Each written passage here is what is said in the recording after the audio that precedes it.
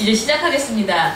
자, 오늘 많이 오셨는데요. 기자분보다 우리 그 지방선거 미디어 감시연대 담당하시는 분들과 그리고 참여단체에서 더 많이 와주셨습니다. 저는 이게 더 좋다고 생각합니다. 왜냐면 우리 스스로가 관심 있게 이번 그 지방선거를 감시하고 있다는 모양새를 딱 분명하게 보여주는 것 같습니다. 저희 2018 지방선거 미디어 감시연대 긴급 토론회입니다. 사실 애초에 저희가 연대 그 발족식 하는 날 토론회를 2번 정도 하겠다라고는 생각을 했는데요. 그때 이제 얘기한 게 이번 지방선거에는 다른 이슈가 너무나 많기 때문에 어쩌면은 토론회를 한 번으로 줄일 수도 있다라고 생각을 했어요. 그런데 보통 한 번을 하게 되면은 총평가 토론회를 한 번 하게 되는데요. 총평가 토론회를 할 것이 없겠다 이러다가는 선거구도가 너무 없어서 그런 고민이 됐습니다. 그래서 오늘 좀 긴급하게 중간평가 토론회인데요. 중간이라기보다는 지금까지 얼마나 선거구도가 없었고 엉망이었나를 점검하는 그런 자리고, 저는 토론회라기보다는 어떻게 보면 기자회견이라는 생각이 들어요. 왜냐면 뭐 이렇게 좋게 평가하기보다는 거의 규탄하는 그런 내용에 가깝다라는 생각입니다. 그래서 저희가 긴급하게 이렇게 토론회를 준비를 했습니다. 발제문이 오늘 거의 11시 넘어서 12시 다 돼서야 나와서 굉장히 죄송하고요. 그래서 아마 토론을 하실 그 준비가 거의 안 되셨을 거예요. 그래서 오늘 같이 토론회를 같이 들으시면서 느끼는 소감을 이후에 그 토론에서 같이 나눠주시면 좋겠습니다. 자, 그러면은 오늘 지방선거 미디어 감시연대 긴급토론회 지방선거 무엇이 달라졌나 시작하겠습니다.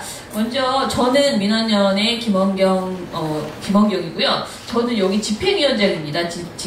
이 미디어 감시연대 집행위원장 역할을 맡고 있습니다. 여는 말씀을 듣겠습니다. 김종철 위원장님 말씀을 들으려고 하는데요. 저희 동아투이 위원장이시고 자유언론 실천재단 이사장님이신 김종철 대표님의 말씀 듣겠습니다.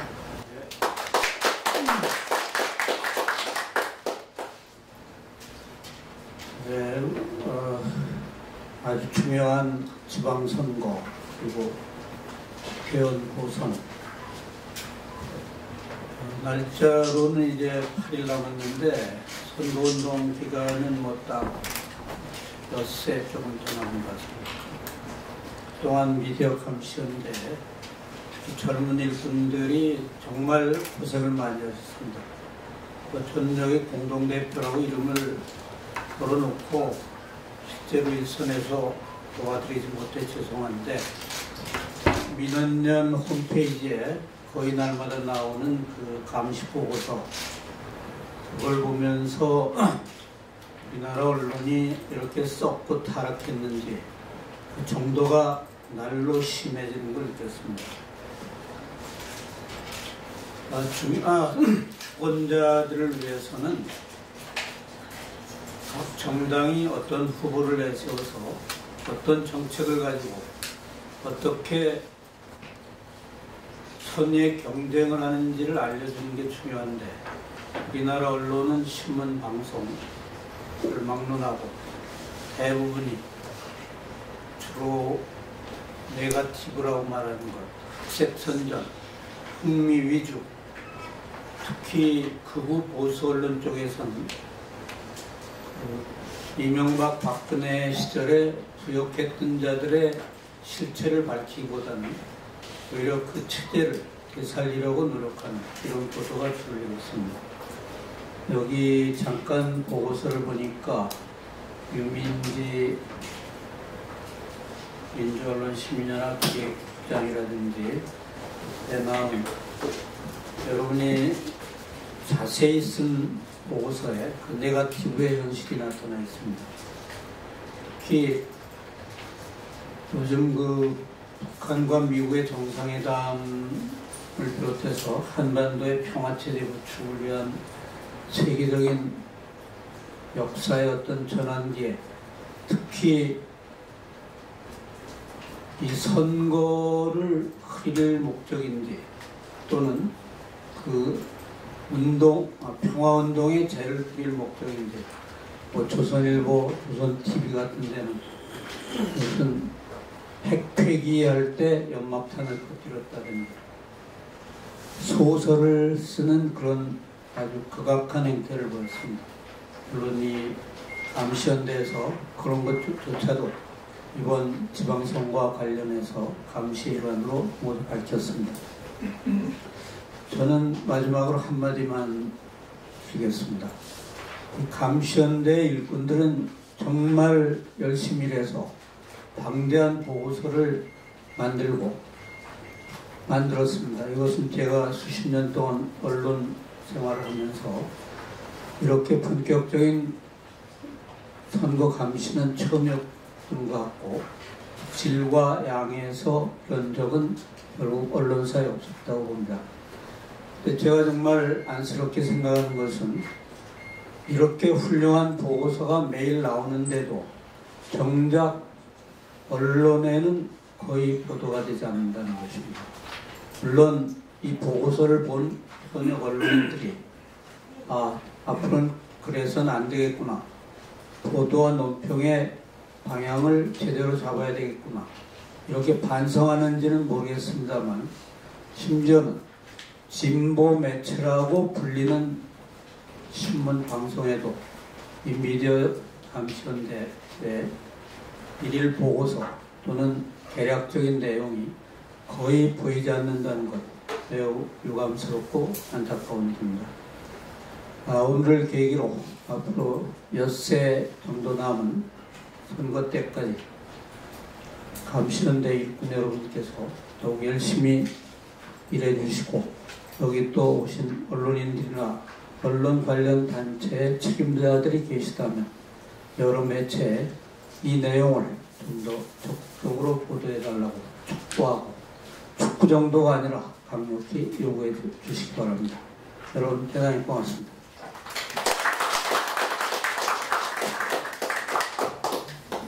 예, 저희 연설 말씀 한 분 더 듣겠습니다. 상임 공동대표님이 5분 저희가 모셨거든요. 그 중에서 전국언론노조 김한균 위원장님 말씀 듣겠습니다. 우리 모니터 활동가들이 정말 역작을 쏟아내고 있는데, 사실 모든 모니터는 모니터가 걸작이어서는 안 되잖아요. 모니터가 걸작이라는 얘기는 그만큼 보도가 많은 문제가 있다는 겁니다. 크게 3가지로 요약을 할 수가 있는데, 첫째는 다른 어떤 선거에 비해서 선거 보도의 양이 줄었다, 절대적인 양이 줄었다는 겁니다. 물론 남북의 문제, 또 북미의 문제, 한반도를 둘러싼 긴급한 정세의 변화, 이런 것이 가장 크게 영향을 미쳤을 거라고 생각합니다만, 그것이 중요합니다. 중요하고 또 국민들이 알아야 될 가장 중요한 정보인가라는 거 부인할 사람은 없을 텐데요. 그렇다고 해서 지방 정부의 살림을 책임지는 일꾼을 뽑는 선거인데, 그 보도가 소홀히 되는 것은 좀 납득하기 어렵습니다. 절대적인 양이 모자랐고, 그러다 보니까 정책 보도를 하는 데 있어서도 뭐라고 할까요? 좀 치밀하지 못하고 세세하지 못하다, 이런 측면을 들 수 있겠습니다. 물론 여러 매체에서 군소 후보들에 대해서 이제 소개하려고 애를 쓰는 모습은 볼 수 있습니다. 그러나 그게 면평이라 이런 느낌이 들어요. 그러니까 본격적으로 군소 후보들의 서로 당선 가능성이 낮다고 하더라도 그분들의 정책 중에는 우리가 한번 생각해 봐야 될 그런 훌륭한 내용들이 많은데, 그런 것이 너무 간략하게 그냥 흉내만 내고 넘어가 버린다 하는 느낌이 듭니다. 다음에 여전히 그 선거 보도는 유권자는 그냥 들러리고 후보들의 경쟁 상황이 부각되는 측면이 있습니다. 언론노조는 제가 이제 전국을 순회하면서 그걸 강조했습니다. 선거를 민주주의의 꽃이라고 그러는데, 정작 민주사회의 주인인 유권자들은 선거 때만 되면은 외면당하고 그냥 객체화된다. 그냥 선거에 동원되는 사람 이 정도로만 생각된다. 유권자 중심으로 보도를 함으로써 유권자들이 정말 민주주의에 꽂힌 선거에서 주인이 되는 그런 보도를 할 수 없겠는가 하는 것을 고민을 했고 많은 매체에서 시도들을 하고 있습니다. 근데 안타깝게도 그게 도드라져 보이지 않는다는 점은 매우 아쉽습니다.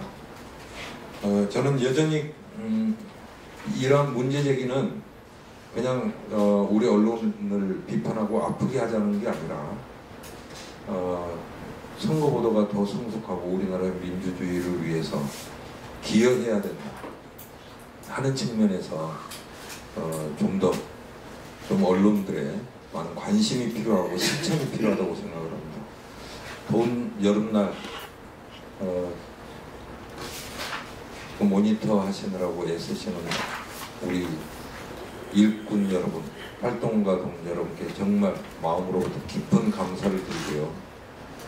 지금 하시는 일이 비록 이번 선거에서 주목을 받지 못한다 하더라도 역사로 남아서 크게 기여하리라고 생각합니다. 감사드리고요. 얼마 남지 않았습니다. 이번 선거가 잘 치러지고 그때 뒤풀이 한번 멋지게 하십시오. 감사합니다. 예, 오늘 저는 이제 앉아서 잘 들으려고 하고요. 오늘 발제를 저희가 이게 이렇게 좀 준비하기 좀 민망하더라고요. 왜냐면 5개의 발제를 준비했는지 전부 이제 민원연 분들이 아무래도 하게 되었습니다. 그래서 이따가 토론 때 아주 여러 가지 논의를 활발하게 해주셔야 됩니다. 안 그러면 너무 저희가 혼자 다 하는 것 같은 그런 상황이 연출됩니다. 자, 발제 5가지인데요. 먼저 말씀을 드리면 저희가 지금 지방선거 미디어 감시연대라고는 하지만요. 저희가 전국 단위의 조직이고요. 그리고 저희가 모니터하는 것은 주로 서울, 경기 선거 관련된 내용입니다. 그래서 발제는 먼저 서울, 경기 4개의 지방선거, 그러니까 서울시장, 경기도지사, 서울시 교육감, 그리고 경기도 교육감 이 4개 주요 선거에 대해서 신문 보도에 대한 양적 분석을 했고요. 그리고 지방선거 관련된 신문 보도 문제점을 짚어봤습니다. 지방선거 관련된 신문 보도 문제점은 서울, 경기에 국한된 것은 아니고요. 그냥 선거 관련된 보도들을 신문 모니터를 쭉 했다 보시면 되고요. 그리고 다시 서울, 경기 4개 지방선거에 대한 방송 보도에 대한 양적 분석을 했습니다. 그리고 지방선거 관련된 방송 저녁 종합 뉴스의 문제점을 짚는 그 4번째 발제가 있고요. 5번째로는 지방선거 관련해서 종편의 시사 토크쇼와 보도 전문 채널의 대담을 포함한 방송의 양적 분석 및 문제점을 짚었습니다. 이렇게 5개의 발제를 오늘 하게 될 겁니다. 신문 방송 양적 분석 모니터 분석을 맡은 김수정입니다. 먼저 신문 보도 양적 분석 모니터 보고서를 말씀드리도록 하겠습니다. 앞에서 여는 말씀으로 사실 위원장님께서 중요한 그 키워드를 다 말씀을 주셨어요. 첫째, 보도수가 적다. 둘째, 정책 보도가 세세하고 또 치밀하지 못했다. 세 번째, 군소 정당 후보들이 등장하는 빈도가 너무 적다. 그리고 경쟁 상황만 부추기는 그 선거보도 일색이었다라는 지적을 해주셨는데 미리 제 보고서를 읽어오셨는지 너무나 정확하게 결론에 나올 이야기들을 먼저 말씀해 주셨습니다. 그래서 어렵지 않게 좀 그러한 내용들이 어떻게 노출되었는지 간단하게 표와 또 수치들을 여러분께 말씀을 드리면서 그러한 경향에 대해서 좀 동의를 얻어나가는 방식으로 진행을 하겠습니다. 보도수가 없다고 하는데 이렇게 없었을 수가 있을까라는 좀 생각을 하시게 될 거예요. 그러니까 수치를 좀 정확하게 좀 말씀을 드리고요. 뒤에 있을 토론은 내용에 대한 어떤 질의응답들을 내용 분석하시는 활동가님들께 좀 집중적으로 해주시면 감사하겠습니다. 먼저 신문부터 말씀드리겠습니다. 신문은 선거 65일 전부터 4월 9일부터 6월 2일까지 총 6개의 신문사를 중심으로 선거보도와 관련해서 모니터를 진행을 했습니다. 표 1을 보시면 전체 지방선거 보도수가 828건이었고요. 그리고 코딩에 직접 저희가 코딩한 보도수는 서울 경기 보도수로 약 336건이라고 보시면 됩니다. 네, 총 보도수에서 지방선거 보도수가 차지하는 비중이 약 3.6%라고 할 수 있고요. 그리고 서울 경기 보도수는 총 보도수 대비 1.5%, 그리고 지방선거 보도수 대비는 40.6% 정도 차지했다고 할 수 있습니다. 그러니까 서울 경기 보도가 지방선거 관련한 보도에서 40% 이상을 차지하더라. 그러니까 서울 경기 중심의 보도를 위주로 했다라고 볼 수 있는 부분입니다. 이 페이지 보시면요. 한겨레가 4.3%, 조선일보가 3.8%, 중앙일보, 한국일보가 3.7%로 지방선거 관련 보도수가 많았다라고 볼 수가 있고요. 그래프를 보시면 조금 더 이해가 쉬우실 텐데요. 그림 1을 보시면 3주차의 그 보도수가 좀 줄었고 또 6주차의 보도수가 크게 증가하고 하는 것을 볼 수 있습니다. 그러니까 6주 이전에는 주별로 한 15건 정도의 보도수가 있었던 반면에 6주 이후에는 23건 이상의 보도수가 나오더라. 그래서 6주 이후부터는 조금 더 신문사에서 지방선거 관련한 보도를 많이 볼 수 있었다라고는 할 수 있는데 표 2를 보시면 제가 그 전주 대비 이번 주에 지방선거 보도 수를 비교를 했습니다. 그래서 역삼각형이 삼각형 표시가 많이 등장하는 줄을 보시면 특징적인 것들이 보이실 거예요. 보시면 3주차 삼각형이 많죠. 3주차 또 5주차 이렇게 볼 수가 있습니다. 이러한 경향들은 일단 3주차에는 4.27 1차 남북정상회담이 있었고요. 그리고 5주차에는 2차 남북정상회담이 열린 시기라고 보시면 짐작하실 수 있을 겁니다. 먼저 서울시장 관련 신문 보도 분석을 말씀드리도록 하겠습니다. 5페이지입니다. 서울시장 관련 신문 보도에서는 경향신문이 30.2%로 가장 많은 보도 비중을 보였습니다. 그림 4를 보시면 각 신문사의 서울시장 관련 보도수 추이를 보실 수 있는데요. 4주차, 5주차에 보시면 동아일보가 서울시장 관련한 보도 건수가 0건입니다. 그리고 중앙일보를 보시면 5주차에도 서울시장 관련한 보도 건수가 0건으로 나오는데요. 내부 좀 좀 취재를 좀 해봐야겠다. 왜 이 시기에 서울시장 관련한 보도 건수가 이렇게 적을 수밖에 없었을까? 그러니까 심지어 한 건이라도 보도하는 언론사들이 있었는데 왜 이렇게 적었을까라는 좀 의문이 들고요. 넘어가서 서울시장 관련한 보도 주제들은 어느 것에 집중이 되었나라고 보았더니 서울시장 관련한 선거보도에서 다뤄진 보도 주제는 정당 혹은 후보의 선거 전략과 관련된 것이 57.6% 이상으로 절반 이상을 차지했었고요. 그리고 49.4%, 그러니까 후보 동정이나 선거 이벤트, 선거 슬로건이나 이슈 확보를 위한 전략적 행보, 출마 선언, 선대위 발대시, 본격 선거운동 등이 그 보도에서 가장 많이 다뤄지고 있더라. 이건 중복 카운팅한 것이기 때문에 그렇게 이해를 해주셨으면 좋겠습니다. 7페이지를 보시면 서울시장 관련한 선거보도의 공정성으로 기사에서 등장한 그 정당별 등장 비중을 비교해 보았습니다. 보시면 더불어민주당이 76.9%로 가장 많고요. 그 다음이 바른미래당, 그리고 자유한국당, 군소정당 출연은 9건 수준에 머물렀다라고 할 수 있습니다. 9건이라고 하는데요. 보시면 조선일보, 중앙일보, 한국일보에서는 군소정당 후보 등장이 전혀 없었습니다. 사진에서는 좀 더 다를까 해서 보시면 8페이지입니다. 표 7을 보시면 그림 5와 그림 6을 좀 비교해 주셔도 되는데요. 그림 5를 보시면 전체적으로 더불어민주당, 자유한국당, 바른미래당 이 3당 후보가 등장한 기사에서의 등장 비중이 굉장히 많이 압도적으로 많다. 그러니까 군소 후보 등장은 거의 찾아보기 힘들다. 그리고 9페이지에 있는 그 그림 6의 경우에는 사진에 등장한 정당별 그 등장 빈도입니다. 보시면 많이 비어있는 모습을 보실 수가 있을 겁니다. 그러니까 서울시장 관련해서는 세 당 중심의 보도 일색이었다라는 말씀을 드릴 수 있을 것 같고요. 서울시장 관련한 선거보도에서 유익보도, 유해보도를 비교해 보았습니다. 유익보도에는 정책 제공 보도가 91.5%로 가장 많이 차지했습니다. 정책 제공 보도가 많았다라는 점에서는 칭찬을 할 수 있겠지만 이에 반해서 정책 혹은 후보 간의 비교, 검증하는 보도가 18.8% 단 13건에 불과했다라는 점에서는 좀 아쉬움이 있습니다. 10페이지 넘어가서요. 그러면 10페이지에서는 간단한 그렇게 표로 보여드리고요. 사실 네, 좀 특이한 유형의 보도로서 소개드릴 것이 동아일보에서는 우리 동네 이슈맵이라는 보도를 통해서 상위권, 광역자치단체에 관련한 상위권 이슈가 무엇인지 보도했던 기획기사가 있었습니다. 그래서 그 부분은 좀 유형이 독특해서 좀 말씀을 따로 드리고요. 그리고 11페이지를 보시면 서울시장 관련 선거보도에서 유해보도 유형을 비교해 보았습니다. 가장 두드러진 유해보도는 따옴표 보도였고요. 그 다음이 전투형 보도라고 할 수가 있겠습니다. 퍼센티지를 보시면 따옴표 보도가 53.9, 전투형 보도가 40.3%라고 볼 수가 있는데요. 12페이지 보시면요. 전투형 보도 그렇게 우리가 선거 보도에서 많이 쓰는가? 예, 많이 씁니다. 네. 하나 뭐 예를 들어 볼까요? 조선일보 서울을 지켜야 자유민주주의를 지킬 수 있다 기사에서 보시면요.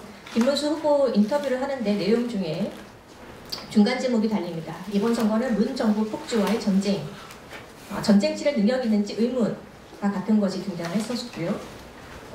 또 최대 격전지, 3파전 등과 같은 난타전, 협공, 총력전 등과 같은 전쟁 표현을 좀 많이 쓴다. 정치적 선택을 전쟁과 게임의 그 승패 프레임을 강화하기에 좀 자제가 필요하지 않겠나라는 문제를 좀 말씀을 드립니다.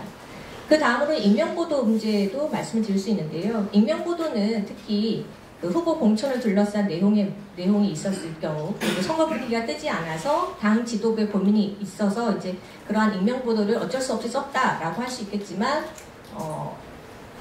불필요하게 쓰인 부분이 좀 많았다라고 지적을 할 수 있습니다. 이번에 조금 다른 점은 이전의 선거보도와는 다르게 경마중계형 보도는 좀 줄어들었다. 오히려 그 여론조사 결과를 보도함에 있어서 단순히 지표상으로 누가 앞서고 있고 누가 뒤처지고 있다라는 것을 보도하는 것뿐만이 아니라 어떠한 이유에서 그런 것 같다라는 설명이 조금 더 기사에 붙었다는 점은 좀 나아진 부분이지 않나라는 생각이 듭니다. 자, 두 번째 경기도지사와 관련한 선거보도를 말씀드리겠습니다. 관련해서도 총 보도수와 그리고 보도 내용 그리고 공정성 부분 또 유익보도 유해보도 순으로 말씀을 드릴게요. 먼저 13페이지 보시면 경기도지사 관련 신문보도수는 약 14.9%, 약 15% 정도를 차지하고 있었고요. 선거보도에서의 보도 주제는 선거 전략과 후보 동정 선거 이벤트에 많은 그 비중이 있었다고 할 수 있습니다. 하지만 서울시장 선거 보도와는 다르게요. 후보 인물 등과 관련된 보도량이 굉장히 많았다라고 지적을 할 수 있었는데요. 그러한 이유는 이재명 그 민주당 후보로 둘러싼 욕설음성 파일이라든지 해경군 김씨 계정의 주인을 놓고 있었던 그 논란과 관련해서 보도 때문인 것으로 파악을 해볼 수 있습니다. 특히 이 경기도지사 관련한 그 많은 그 보도에서는 이 네거티브라는 단어가 자주 등장하는데요. 그러니까 신문사들이 이러한 어떤 문제 제기 혹은 논란거리가 네거티브적인 선거 문제이다라는 것을 알고 있으면서도 그래도 이러한 논란이 있으니 보도한다라는 식으로 단순히 이제 받아쓰기라든지 그러니까 의혹 자체를 그냥 그대로 보도하는 식의 보도를 좀 하지 않았나라는 문제 제기를 할 수 있을 것 같습니다. 특히 조선일보의 경우에는 그 해경군 김씨라든지 차후에 말씀드리겠지만 두루킹 관련한 보도에서 안철수 후보를 좀 많이 강조하는 그런 보도를 많이 했다고 볼 수가 있었습니다.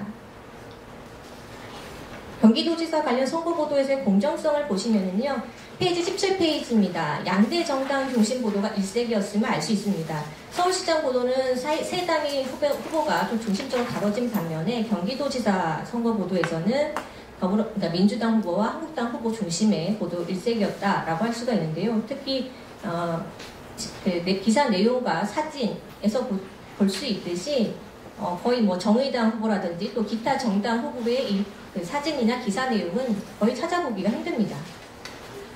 유익보도와 유해보도를 좀 비교해 보겠는데요. 페이지 18페이지, 19페이지입니다.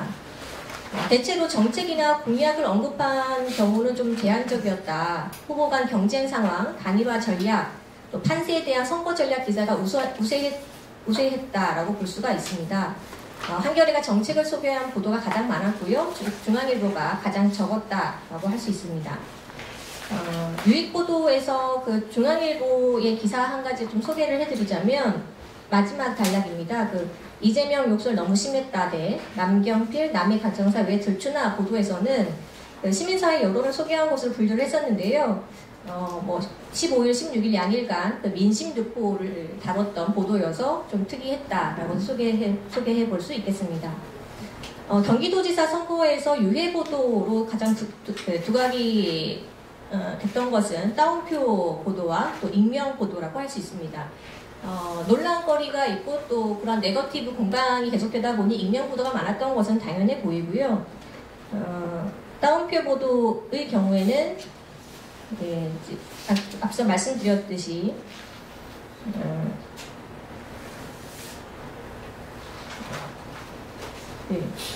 다시 한번 말씀드리도록 하겠습니다. 이재명 전 성남시장의 부인의 그 트위터 계정 의혹이라든지 경선을 진행 중인 후보 간 정책 자질 비교보다는 감정적 논쟁이나 논란을 확산하는 흥미 위주 보도를 내보냈다는 비판을 제기할 수 있다라고 할 수 있고요. 지금 이재명 후보와 관련해서는 그 일베 해원설 비방이라든지 여배우와의 관련성이라든지 이런 유의 흥미 위주의 공방이 조금 더 부각되는 형식으로 보도가 됐다라는 점에서 따옴표보다 익명보도의 문제를 제기할 수 있습니다. 마지막으로 서울 경기 교육감 선거 보도와 관련해서 말씀드리겠습니다. 서울 경기 교육감 보도는 전체 지방선거 보도수 828건 중에 47건에 해당했습니다. 약 5.7%에 해당하고요. 서울시 교육감 보도는 31건, 또 경기도 교육감 관련 보도는 16건에 불과합니다. 교육감 선거 보도는 가장 큰 문제라고 할 수 있는 것이 이념 대결을 너무 강조했다. 과거와는 좀 다른 것이 중도를 표방하는 인물이 나섰다라는 것이 좀 달라진 점이라고 할 수 있겠지만 1차적으로 신문들이 전체적으로 교육감의 어떤 진영 싸움으로서 진영 안에서의 단일화 등을 굉장히 중요하게 보도 주제로 다뤘었고요. 후보들이 어떤 진영을 대표해서 나오기 때문에 어쩔 수 없는 부분은 있지만 그렇다면 그러한 후보들을 좀 공정하게 비교할 필요가 있지 않았겠나라는 생각이 듭니다. 예를 들면 경향신문은 서울시 교육감 후보자의 진영 간 논쟁의 핵심은 혁신학교 정책과 자사고 외고 존속 여부가 될 것이다 라고 비교를 했지만 조선일보의 경우에는 진보 성향 교육감들은 남북 학생 교류를 강조하고 있고 보수 교육감 후보들은 학력 회복에 관심을 두고 있다라는 식으로 비교 자체가 조금 올바르지 않아 보인다라는 생각이 듭니다. 그래서 그러한 비교 자체가 좀 공정하지 않았다라는 생각이 들고요. 페이지 22페이지를 보시면 한국일보가 깜깜이 진흙탕 교육감 선거가 되고 있다라고 지적을 한 듯이 전체적으로 교육감 관련한 보도가 대체적으로 너무 없다라는 말씀을 다시 한번 드릴 수 있을 것 같습니다. 결론으로 가서요. 24페이지, 25페이지를 보시면 첫째, 후보자 공약 소개를 한 정책 보도는 늘긴 늘었지만 사실 단순 보도에 그쳤다. 비교 검증 보도는 여전히 너무 작다. 그리고 정치 외교 이슈의 잦은 등장 때문에 사실은 보도수 자체가 너무나 적어서 지방선거 이슈 자체가 눈에 띄지 못했다. 그리고 후보 인물된 보도이긴 한데 그것 자체가 네거티브 공방으로만 흐르는 문제점이 있지 않았나. 또한 전투형 표현, 또 익명 보도의 비중이 여전히 너무 높다. 마지막으로 교육감 보도를 진영 대결로 몰아간 부분에 있어서는 조금 더 내용적으로 공정을 기하는 노력을 기할 필요가 있다라는 부분으로 정리를 하겠습니다. 감사합니다. 저는 민원의 유민지 활동가입니다. 신문 보도에 있어서 지금 양적 분석이 나왔기 때문에 보도에서 문제 보도만을 좀 정리를 했습니다. 지금 주요 일간지들 6개 신문을 대상으로 모니터를 진행을 했고요. 문제 보도의 유형을 좀 나눠보자면 크게 유권자의 선거 참여를 방해하는 식의 보도가 나쁜 보도의 또 하나의 유형이고, 또 하나는 선거에 언론이 이제 언론의 역할을 넘어서서 적극적으로 개입하는 그런 것을 좀 볼 수 있겠습니다. 선거에 개입하는 것은 선거에 직접적으로 이제 선거 마치 전략 본부장처럼 나서서 행동하는 것이 있고 아니면 이제 선거 외의 이슈들로 측면 지원하는 것들로 구분을 좀 해봤습니다. 언론에 계속 지금 선거를 두고 깜깜이 선거다, 묻지마 선거다 이런 이야기들이 많이 나오는데요. 이런 보도들이 사실은 정치 냉소나 혐오를 조장하는 보도이기도 합니다. 그런데 그러면 유권자들이나 시민들이 적극적으로 선거와 정치에 참여하기 위해서는 무엇이 필요하냐 하면 유권자들의 운동, 스스로 이제 적극적으로 참여하는 직접 민주주의를 구현하는 활동들이 필요한데요. 조중동은 유권자 운동을 오히려 왜곡하고 방해하는 그런 보도가 나왔었습니다. 조선일보 같은 경우에는 온라인 댓글 활동을 모두 불법으로 매도하는 그런 보도를 냈는데요. 이것은 유권자 운동을 옥죄는 행위라고 볼 수 있겠습니다.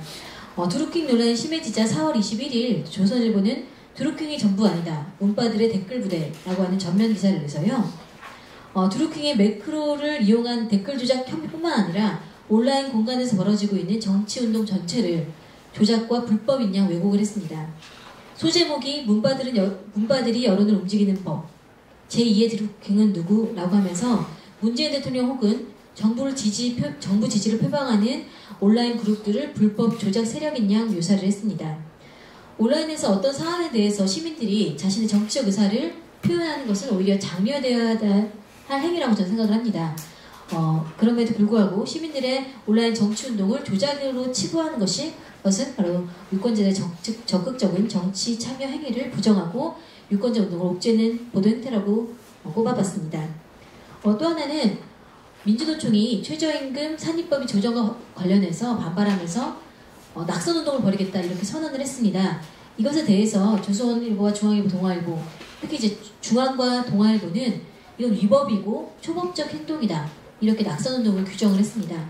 그러나 현직 공직선거법에 따르면 낙선운동은 당선운동과 마찬가지로 개인이나 단체가 벌일 수 있는 운동입니다. 물론 방식에 있어서는 불법 여부가 있는데 이 불법이나 위법 판단도 선관위나 법원이 할 일이지 아직 진행도 되지 않았는데 중앙일보나 조선일보가 동아일보가 먼저 나서서 이것은 위법이고 불법이다라고 규정할 수 없습니다. 잘못된 정보를 유권자들에게 알려주는 거죠. 그래서 개인이 유권자 운동을 벌이면서 내가 낙선운동도 할 수 있고 당선운동도 할 수 있는데 이런 사설들을 보면 낙선운동 벌이지 못하게 되는 그런 위축되는 효과가 나올 수 있다고 생각합니다. 조선일보 같은 경우에는 위법이라고 규정은 하지 않았습니다. 근데 조선일보는 뭐라고 했냐면 민주노총의 낙선운동을 두고 극단적 이기주의라고 표현을 했습니다. 그런데 저는 그렇게 표현을 할 수 있다고 생각합니다. 그런데 3일 뒤에 조선일보가 기사에서 그 강남의 재건축 재개발 조합 추진위원회가 서울시장 후보들을 대상으로 토론회를 하면서 앞으로 우리는 매니페스토 운동을 벌일 거다라고 이야기를 했습니다.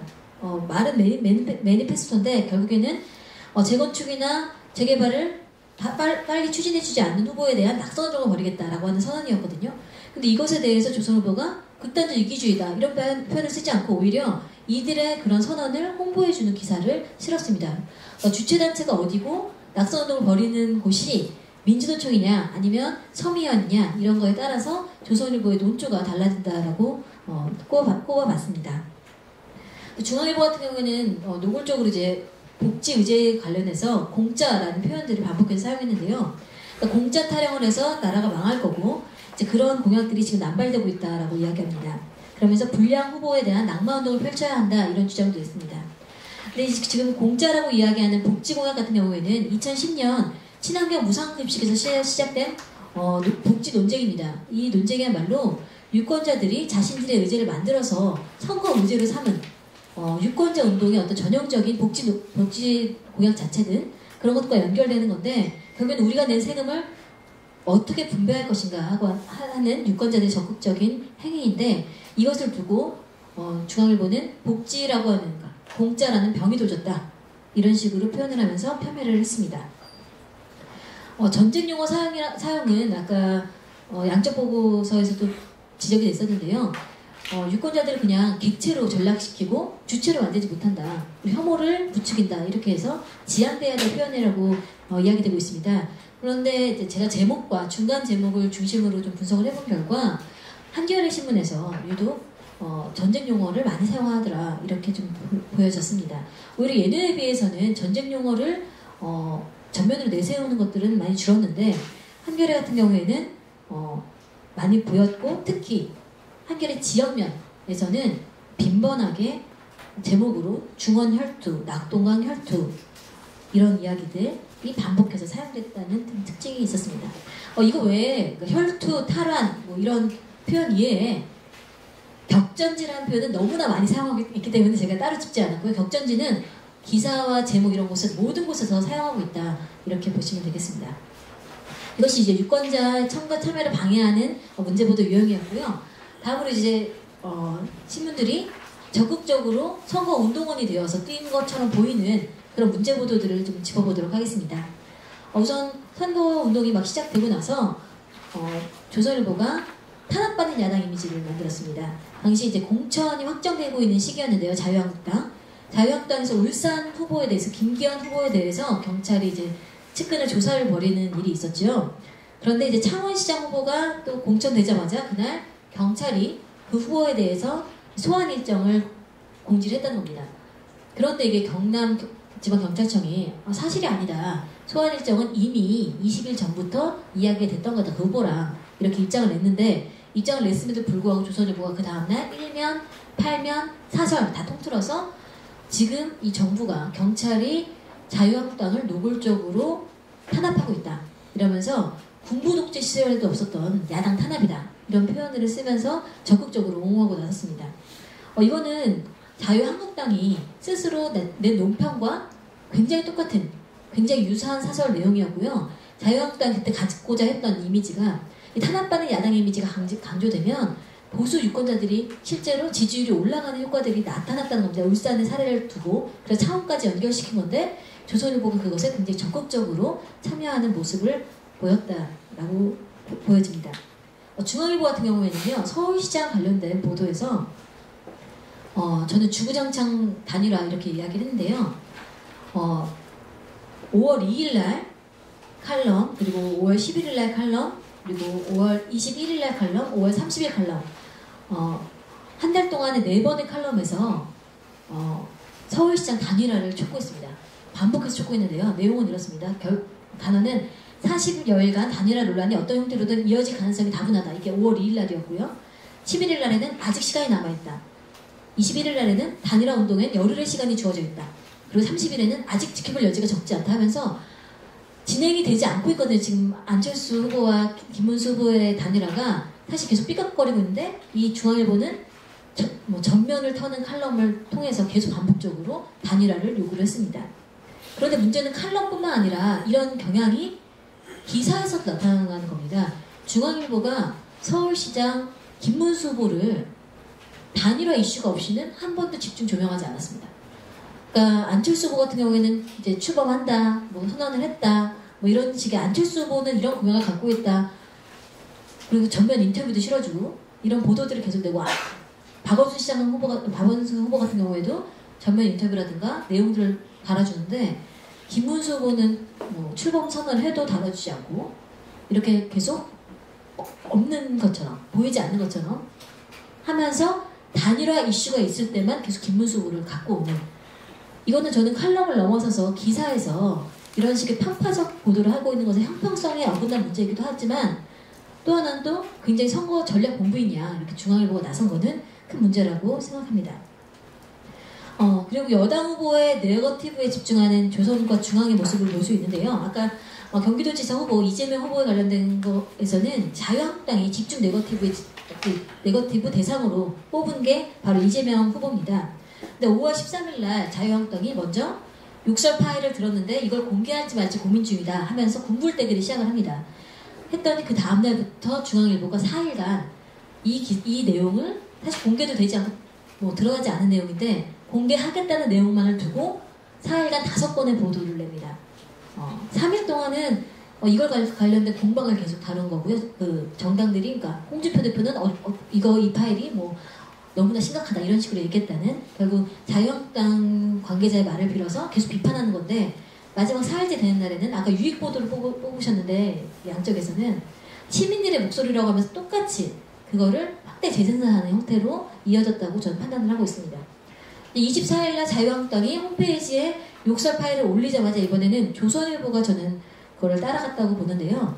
26일날 토요일날 비면 3면, 비3면에 전면으로 이제 그 욕설이 어떤 내용이었고 어떻게 해명했고 그런데도 아직 밝혀지지 않은 건 뭐고 앞으로는 어떻게 될 건고 뭐 이런 내용들로 기사를 채웠습니다. 그런데 이 기사를 설명하는 제목이 뭐냐? 누가 더 폐륜일까? 라는 제목이었습니다. 그래서 이재명 시장과 이재명 시장 형 둘 중에 누가 더 폐륜이냐? 그러면서 이 제목은 어머니를 때린 형 그리고 형수에게 욕한 동생 진흙탕 폐륜 전쟁 이런 얘기 그리고 폐륜의 용호 상박인가 이런 조롱 표현들이 등장하면서 적극적으로 띄었습니다. 이 기사가 나온 다음에 3일 뒤에는 조선일보가 해경군 김씨가 관련된 의혹을 제기한 보도를 또 내놨고요. 그 다음 또 3일 뒤에는 여배우 동거설 관련돼서 또 보도를 내놨습니다. 조선일보가 5월 내내 이재명 후보에 대해서 집중적으로 보도한 거는 이 네거티브 관련된 보도만 있습니다. 그 외에 이제 이재명 후보가 어떤 공약을 갖고 있고 어떤 행보를 보일 거라고 하는 것은 전체적인 선거 판세에서 한 번씩 이제 거론되는 뭐 서울시장에서는 어땠고 경기에서 어땠고 이런 식으로 거론되고 이재명 후보를 집중적으로 보도하는 것은 이런 네거티브 관련된 내용만 부각되고 있습니다. 반면에 그럼 여당 후보에 대해서는 이렇게 네거티브를 많이 하는데 그리고 제가 지금 허태정 대전시장 후보에 대해서도 발가락 논란이 있거든요. 근데 이거에 대해서도 조선일보가 계속 반복적으로 보도를 내고 있습니다. 근데 이거는 사실 잘 안 다룹니다, 언론이. 왜냐면 발가락을 잘라서 군대를 면제받았다는 건데, 이제 여러분들이 발가락을 잘라서 군대를 면제받을 게 상식적이냐 이런 얘기도 있고, 그리고 발가락 잘라서 안 갔으면은 아무튼 여러 가지 얘기가 있습니다. 그리고 이게 장애인 비하 표현도 많이 들어가 있기 때문에 사실 잘 다루지 않는데 조선일보가 이걸 반복적으로 다루고 있다는 좀 특징이 있겠습니다. 그런데 이런 네거티브 공세에 대해서 굉장히 적극적으로 여당 거에 대해서 다루는데 우리 야당에 권영진 대구시장 후보가 명백하게 선거법을 위반한 사건이 있었습니다. 본인이 이제 시장 신분으로 예비 사무 그러니까 선거 개소식에 가가지고 거기서 이제 지지 발언을 한 건데요. 이건 본인도 내가 착각했다 이러면서 인정을 했고 선관위가 선거법 위반으로 접수가 된 상태입니다. 그런데 이러한 행위에 대해서는 사실 보도하지 않고 있습니다. 선거법 위반이 되면 어쨌든 법에 넘어간다고 한다면 이걸 처벌을 받으면 100만 원 이상이면 그 사람이 그만 물러나야 될 수도 있는 유권자들이 반드시 알아야 될 정보임에도 불구하고 사실 이런 것에 대한 보도는 조중동에서 찾아볼 수가 없었습니다. 이외에 이제 측면 지원이다라고 본 거는 정권 흔들기와 이제 보수 진영 감싸기인데요. 제가 여기서 다룰 때는 지금 한반도 평화를 둘러싼 통일 외교 정책을 이들이 이제 비판하고 흔들고 하는 것에 대한 논란은 다 뺐습니다. 그 외에 이제 정권에 대한 비판을 다룬 걸 봤는데요. 4월 4일부터 이제 중앙일보가 문 정부의 블랙리스트 논란을 이제 끌고 나옵니다. 중앙일보가 일면에 계속 반복해서 내고 조선일보가 이거를 받는 사설로 받으면서 블랙리스트 키우는 이런 형태로 갔었는데요. 그 다음 날에는 조선일보가 한미연구소 예산 삭감과 관련돼서 또 문정부 블랙리스트, 해외판 블랙리스트라고 키우고 그럼 이걸 또 그 다음에 중앙일보가 받는 이런 쿵짝쿵짝의 모습을 보였습니다. 근데 이 지금 블랙리스트 논란이 문제가 뭐냐면 이게 사실 이 박근혜 정부의 굉장히 치명적인 블랙리스트라는 게 박근혜 정권이 이제 직권남용 혐의로 받은 거에 가장 핵심적인 요인이기도 했는데 결국에는 이 문정부도 블랙리스트가 있다 하면서 이명박 박근혜를 지지하는 보수층들이 도덕적, 어떤 법적 이런 문제들로 굉장히 위축된 상태입니다. 자기들이 지지한 사람들이 법적인 도덕적 문제가 있다라는 거에서 자기가 이제 지지하고 있다는 말을 못 표현하고 있는데 사실 문정부도 똑같다. 정권마다 있었던 문제인데 얘네가 적폐청산으로 꼬투리 잡아서 지금 하고 있다라는 구도를 만들기 때문에 감춰있던 보수 진영들이 계속 결집하는 효과를 내는 것입니다. 그런데 이 보도들이 실제로 사실에 근거했다면 당연히 보도할 수 있는 겁니다. 그런데 이 보도가 굉장히 사실이 왜곡이 많이 되어 있고 그리고 근거가 부실했음에도 불구하고 그 근거에 비해서 기사 제목이나 이 분량 그리고 보도를 하는 행태가 너무나 셌다는 겁니다. 그래서 이거는 분명히 선거에 개입하려는 의도가 아닌가라고 해서 선거감시위원회는 그것이 선거 개입 의도다라고 판단을 했습니다. 이 보도가 끝나자마자 이어진 보도가 4월 14일부터 된 드루킹 보도입니다. 4월 14일부터 6월 4일까지 50일간 조선일보 지변에서 제가 드루킹을 쳐서 검색했더니 총 300건의 기사가 검색이 됐습니다. 이 중에 129건 정도가 열흘간, 네, 초기 4월 14일 시작을 기점으로 열흘 동안 129건의 보도가 쏟아져 나왔습니다. 반면에 조중동은 이명박 박근혜 정권의 치부에는 침묵했는데요. 이 시기에 이명박 대통령의 어떤 구속이나 그리고 박근혜 대통령의 세월호 7시간 흔적이 드러나는 게 있었는데 이것에 대해서 조중동은 작게 다루거나 아니면 해명과 방어놀이를 생산해주거나 아니면 박근혜 7시간 흔적이 드러난 부분에 대해서 오히려 세월호 괴담이 아무런 것이 없는 걸로 결국 근거 없는 거 괴담이었던 걸로 드러났다. 이런 식의 다른 프레임으로 끌고 가는 모습을 보였습니다. 중간평가로 이 정도의 사례를 보고 드리고요. 나중에 좀 더 정리된 보고서로 한 번 더 말씀드리도록 하겠습니다. 네, 이어서 방송 뉴스에서 서울 경기 지역 방송 뉴스에 대한 양적 분석 모니터 결과를 말씀드리도록 하겠습니다. 제가 2014년도에 있었던 지방선거 그 모니터 보고서도 좀 참고를 어제 잠깐 했었는데요. 방송 보도 수가 적다라는 것을 그러면 그 과거에 했던 모니터 보고서 결과 비교하면 좀 나오지 않을까 했는데 2014년도 지방선거 보도 때의 모니터 보고서에서는 같은 시기 저희가 지금 선거일 일주일 전에 지금 이 토론회를 하고 있는데요. 같은 시기에 방송 뉴스에서 지방선거가 차지하는 비중이 약 7%, 페이지로 보시면 53페이지에 제가 간단히 쓰긴 했는데요. 53페이지 그 지방선거 방송보도서 매우 적어라는 그 결론 내용의 두 번째 줄입니다. 약 7.1% 수준을 나타냈다. 그래서 그 당시 미디어 감시 연대에서도 너무 비중이 작다. 그렇게만 이제 야단을 쳤던 부분이었는데, 이번 2018년도 방송보도 뉴스는 어땠을까 비교를 해보았더니 그의 절반, 그러니까 거의 반도 안 되는 비중, 3.5% 정도가 지방선거 선거보도, 방송보도였다라고 보도수가 체크가 되었습니다. 먼저 지방선거와 관련된 총 보도는 364건이었는데요. 총 보도수 대비 비중으로 보면 약 3.5%라고 할 수가 있겠습니다. 그러니까 2014년도에 비하면 절반도 안 되는 수준이다. 절반의 수준으로 볼 수가 있습니다. 사실 시기적으로 보면 오히려 그때 7.1%는 조금 더 선거에 더 근접한 40일 동안이었고 저희가 약 65일 전부터니까 시기로 따지면 오히려 이 빈도수는 더 낮아질 것이라고 예상이 가능해 보입니다. 지상파 채널이 종합편성 채널의 선거 보도보다 좀 적었다라는 것은 동일한 내용이라고 할 수 있습니다. 지상파 채널에서는 채널 A가 가장 많은 보도를 했고 종합편성 채널에서는 그랬고요. 지상파 채널에서는 MBC가 39건으로 가장 많이 보도를 했다고 할 수 있습니다.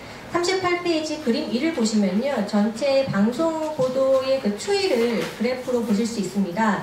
어떤 모양으로 보이세요? 네, N자 모양이라고 할 수 있는 약간 누워있는 N자 모양이라고 할 수가 있는데요.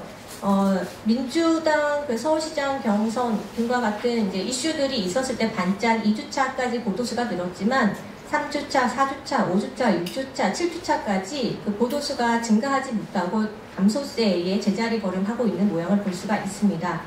좀 독특한 형태라고 할 수 있는데 앞서 말씀드렸듯이 여러 국제 정치 이슈들이 있었기 때문에 그러한 것이 아니었나라고 유추를 해볼 수 있을 것 같습니다. 서울시장 관련 선거 보도와 관련해서 말씀을 드리도록 하겠습니다. 페이지 39페이지고요. 초반에는 전체 지방선거 선거보도에서 서울시장 관련 보도가 상당히 많았지만 그 그림 1을 보시면 검게 암 처리가 되어 있는 부분이 서울 경기 선거보도고요. 그리고 선으로 표시되어 있는 부분이 전체 지방선거보도입니다. 그러니까 서울 경기 선거보도는 그래도 그 시기별로 좀 유지가 되는 편이지만 전체 지방선거보도는 들쑥날쑥 크게 보면은 그림 1에서 보셨듯이 누워있는 N자 모양이다라고 설명을 드릴 수 있을 것 같습니다. 페이지 40페이지를 가시면은요, 서울시장 관련한 방송에서의 보도 주제가 무엇이었나라고 보시면 표 3에서도 알 수 있겠지만 정당 후보의 선거 전략과 후보 동정에 집중되어 있다라고 할 수 있습니다. 안철수 그 예비 후보자가 그 드루킹 사건 관련해서 그 어떤 기자회견을 열거나 또 한국당에서 어떤 청와대 앞에서 어떤 시위를 연다거나 이제 그런 이슈, 후보 동정과 관련된 이슈들이 많이 등장했었고요. 그리고 정당 혹은 후보 선거 전략과 관련해서는 그 보수 결집력 색깔론을 내세운다는 그 김문수 한국당 후보에 관한 내용들, 그리고 야권 단일화 이슈들이 주로 제기되었다라고 할 수 있습니다. 41페이지 하단에 그와 관련한 보도들이 어떤 것이 있었는지 참고하실 수 있을 것 같고요. 단일화를 해라, 단일화를 할까, 단일화를 한다면 식의 방송 보도가 굉장히 자주 선거 전략, 후보 전략으로 등장했었던 경향을 볼 수가 있습니다. 42페이지 서울시장 관련한 선거보도에서 등장한 비중을 보시면 대체적으로 민주당, 한국당, 미래당 이 세 당 중심의 보도가 이루어졌다고 할 수 있는데요. 그렇다고 민주당 후보에게 많은 기사 내용이 집중되었느냐? 뭐 딱히 그렇다고 할 수는 없습니다. 그 퍼센티지를 보시면 미래당 안철수 후보의 등장 비중이 민주당 후보보다 조금 더 높습니다. 근소한 차이지만 그러한 내용을 좀 아실 수 있을 것 같고요.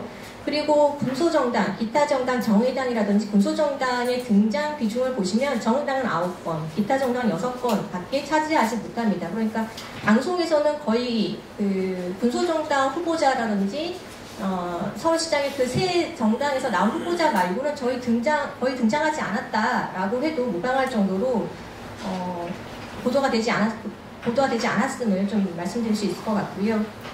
44페이지, 45페이지에 걸쳐서 서울시장 관련 선거보도에서 유익보도와 유해보도를 비교해 보겠습니다. 먼저 유익보도는 정책을 제공한 보도는 일단 많았다라고, 비중으로는 많았다라고 말씀을 드릴 수가 있는데, 사실은 비교평가가 오히려 이 후보는 이렇고 저 후보는 저렇다. 그러니까 또 혹은 그 후보가 내세우는 정책이 정말 실효성이 있다, 혹은 정말 필요한 정책이다, 유권자들이 원하는 정책이다, 이런 것에 대한 검증 보도, 혹은 사실인가 아닌가라는 것을 판단할 수 있는 보도들이 제시되어야 함에도 불구하고 좀 그렇지 못하고 소개하는 보도로 그쳤다라는 지적을 할 수가 있겠습니다. 그리고 SBS 같은 경우에는 새 정당 중심의 그냥 그 정책 소개에 그쳤던 반면에 MBC의 경우에는 그나마 여러 7개 정당에서 나온 후보들의 그 정책은 무엇인지, 공약은 무엇인지를 조금 그래도 소개를 하는 정도로 제시를 해서 그나마 좀 달랐다라고 지적을 할 수 있었고요. 그리고 채널A에서는 그 한국 매니페스토 실천본부에서 한 그 조사 결과를 근거로 해서 관련한 그 보도가 2건 있었는데요. 그 부분은 좀 독특해서 말씀을 따로 드렸습니다. 서울시장 선거 관련 유해보도에서 가장 많이 차지한 유해보도는 앞서 신문과 비슷한 양상이었는데요. 따옴표 제목이 가장 많았고 전투형 표현이 전투형 표현이 많았다라고 지적을 할 수 있습니다.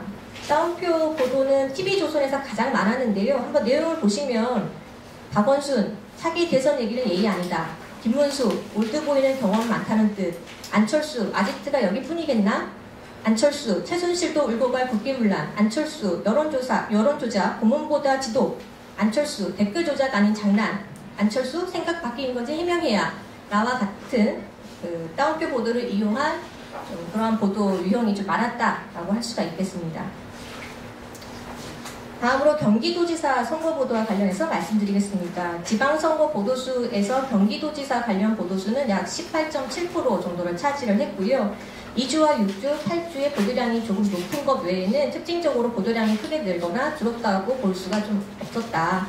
2주차에는 그 민주당 경선이 있었고, 또 4월 21일에는 이재명 후보 확정한 시기여서 또 보도량이 잠깐 늘었었고, 또 선거 30일 전인 쯤에서, 그러니까 좀 기념적인 쯤에서 방송 보도는 좀 증가했던 것이 있었습니다. 2주, 6주, 8주에 보도량이 좀 상승했던 것의 원인을 살펴볼 수 있었습니다. 경기도지사 관련한 선거보도에서 보도 주제는 가장 많은 부분이 후보 인물됨에 집중이 되더라.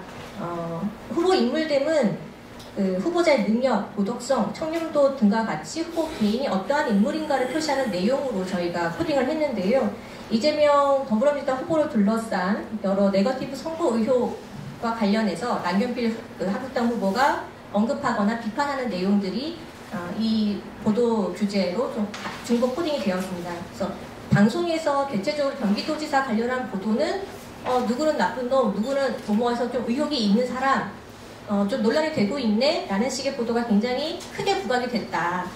그런 거에서 정책이라든지 검증이라든지 유권자의 바람과 같은 것들은 사실은 뒤로 좀 밀려나는 경향이 있지 않았나라고 말씀을 드릴 수 있습니다. 특히 49페이지 제가 이미지를 하나 넣었는데요. MBC 같은 경우에는 과거에 그 욕설 음성 파일에 논란이 있었고 또다시 제기가 되고 있다라는 것을 여러 방송사들이 받아쓰긴 했지만 MBC의 경우에는 그나마 그러한 내용들을 블러 처리해서 방송에 썼습니다. 하지만 TV조선에서는요. TV조선과 채널A의 경우에는요. 그 친형의 이름이 등장하는 어떤 그런 내용이라든지 또 구체적인 인물의 그 이름이 등장하는 경우에도 그냥 그대로 노출을 했었고요. 심지어는 TV조선은 육성의 일부를 공개를 하기로 했었습니다. 그래서 조금 더 그대로 이러한 사안을 그대로 보도하는 것은 좀 불필요한 논쟁을 불러일으키는 것에 문제가 되지 않았나라는 생각이 듭니다. 경기도지사 관련한 선거 보도, 방송 보도는 대체적으로 양대 정당 중심으로 이루어졌다. 그러니까 민주당의 민주당 후보와 민주당 정당에 관련한 그 등장이 기사 내용에서도 91.2%로 굉장히 압도적이었고, 또 영상 화면에서도 87.9%로 민주당 중심의 보도가 좀 집중이 되었다. 그런데 앞에서 보셨겠지만 대체적으로 논란이 되고 있는 부분, 그러니까 소개하는 것, 어떤 선거 전략이나 이런 것들보다도 논란이 되고 있다는 네거티브 공방 위주로 보도가 좀 집중이 되지 않았나라는 말씀을 드릴 수 있을 것 같습니다. 경기도지사 선거 보도에서 유익보도와 유해보도를 좀 비교해 보았는데요. 51페이지 보시면 유익보도 유형에서는 시민사회 여론운동이 좀 많이 소개가 되더라라는 점에서는 좀 저희가 좀 생각을 할 수 있었는데요. 사실은 보도 건수가 10건인데 그중에 7건이 시민사회 여론운동에 관련한 시민의 어떤 목소리를 담았다라고 하는데 사실 이 굉장히 유익보도 점수는 굉장히 초라하다라고 저는 좀 평가할 수밖에 없을 것 같습니다. 보도가 이 정도 10건밖에 되지 않는데 이 중에 유익보도가 7건인들, 3건이든들 이게 어느 정도 의미가 있을까라는 생각이 들고요. 유해보도 유형으로는 52페이지 보시면 전투형 표현이 많이 지적이 되었음을 알 수가 있습니다. 전투형 표현은 앞서 말씀 계속 드렸지만 타상공세, 전쟁,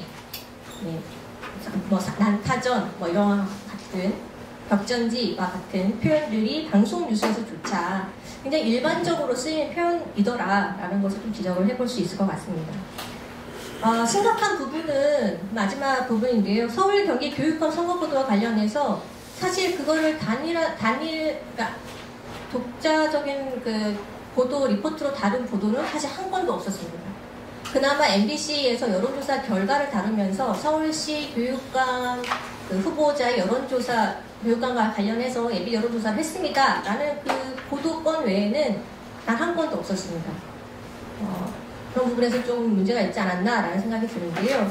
그 신문 보도 같은 경우에는 정치 어떤 정보 그리고 정치에 참여하는 것에 대한 이제 그 정보원으로서 중요하다라고 하지만 방송 뉴스는 그 선거에 대한 태도를 결정하는데 굉장히 유의미한 그 영향을 미친다라고를 합니다.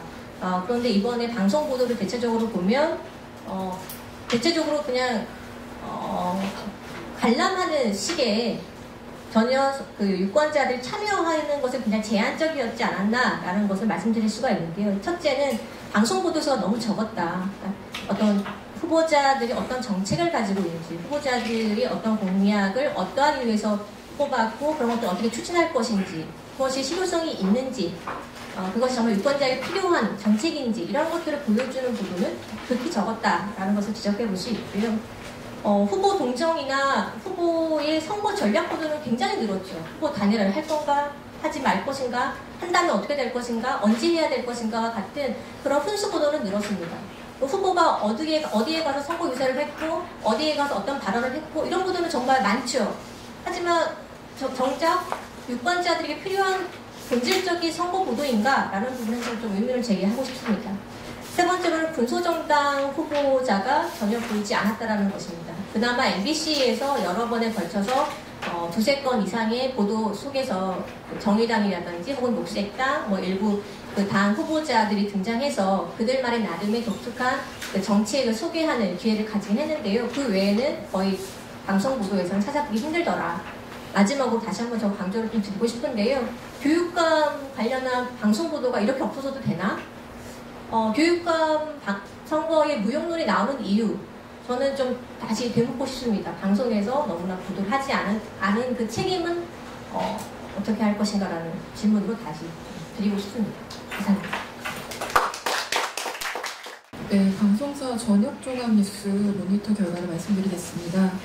3월 20일부터 5월 31일까지 나온 유기성 지방선거 저녁 종합 뉴스 문제보도 유형을 좀 나눠보았는데요. 오보 및 과장 보도, 그리고 정치적 중립 위반 보도, 유권자 의제 무시 보도를 좀 일단 나눠봤습니다. 근데 상기 분류는 임의에 따른 것으로 추후 변경될 수 있다는 점 양해를 구하고 발제 시작해보도록 하겠습니다. 오보나 과장 보도 문제가 드러난 주요 사례는 드루킹 김경수 댓글 조작 의혹 보도를 들 수 있을 것 같습니다. 예를 들어서 채널A 단독 보도, 드루킹 잘 받으셨나요? 보도 같은 경우는 보도를 내보내기 전에 확보했어야 할 기본적 기초적 사실관계를 확인하지 않고 시청과 주체에 대한 오해를 좀 적극적으로 유발했다는 점에서 악의성을 의심할 만할 것 같다는 생각이 듭니다. 또 댓글 조작 사건에 김경수 의원 개입 의혹을 처음으로 제기했던 TV조선 같은 경우에는 정황 증거를 내세워서 김 의원 범죄 연루 가능성을 굉장히 적극적으로 반복적으로 암시하는 양상을 보였습니다. 정치적 중립 위반 보도 같은 경우는 특정 정당에 특혜를 제공하는 유형의 보도가 있고요. 또 소수 정당에 대해서는 또 차별을 하는 양상의 보도로 나눠볼 수 있을 것 같습니다. 특혜를 제공하는 유형의 보도 중에서는 특정 정당 선거 캠페인 홍보성 보도를 들 수 있을 것 같은데요. 예를 들어서 선거 전략으로 자유한국당이 특정 시민단체 비판에 나섰는데 그 인태의 부적절성을 짚는 대신에 이 전략 자체를 아무런 비판 없이 그냥 소개만 하는 데 집중했던 사례가 있습니다. 채널A 보도인데요. 이 보도가 1분 44초 분량인데 특정 시민단체, 즉 참여연대 언급이 보도 제목을 제외해도 9번에 달합니다. 그리고 김문수 후보가 이와 관련해서 금감원 앞에서 1인 시위를 했던 모습을 보여주면서 박 시장이 참여연대 사무처장 출신이라는 점을 계속 알려주고 있어요. 이재명 경기지사 후보 관련 논란이 불거진 이후에 반복됐던 받아쓰기식 보도 역시 같은 문제점을 지니고 있는데요. 이런 보도들이 얼핏 사실관계를 객관적으로 전달한 것 같지만 결과적으로는 최대한 논란을 만들겠다는 정치 세력의 이해관계에 굉장히 부합하는 보도라는 측면에서 결국은 선거 관련된 사항을 공정하게 다루지 못한 것이라는 지적에서 자유롭기는 좀 어려울 것 같습니다. 편파적 해설 제공 보도의 대표적 예시로는 TV조선 안철수 등판 효과로 지방선거 출렁 이 보도를 들 수 있는데요. 이 보도는 자유한국당과 민주당이 공천 과정에서 굉장히 차이점을 보이고 있다. 자유한국당은 순항하고 있다. 하지만 민주당은 그렇지 않다라는 설명을 제공하고 있습니다.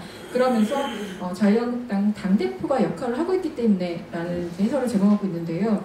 이 무렵 자유한국당 공천 과정에서는 홍준표 대표 사천 논란이 불거지고 있었습니다. 그래서 그런 점을 감안하면 좀 납득하기 어려운 소환 평가라고 생각을 할 수 있을 것 같습니다. MBN 같은 경우는 여론조사 보도에서 민주당 후보 승리 가능성이 높다는 조사 결과를 전하면서 아무 근거 없이 주관적 앵커멘트를 덧붙이기도 했습니다. 불리한 이슈 감추기는 TV조선하고 채널A에서 좀 두드러졌는데요. 예를 들어서 MBC하고 JTBC가 자유한국당 홍준표 대표 빨갱이 발언 이후에 거짓 해명 문제까지 언급하면서 해당 발언의 부적절성을 부각했다면 TV조선하고 채널A는 홍 대표를 비판하는 민중당 당원들이 시위 도중 발생한 몸싸움 영상을 통해서 굉장히 부각을 했습니다. 따라서 문제 발언을 한 홍준표 대표가 아니라 이를 지적한 이들의 문제의 주체로 몰아가는 구성이라고 좀 할 수 있을 것 같고요.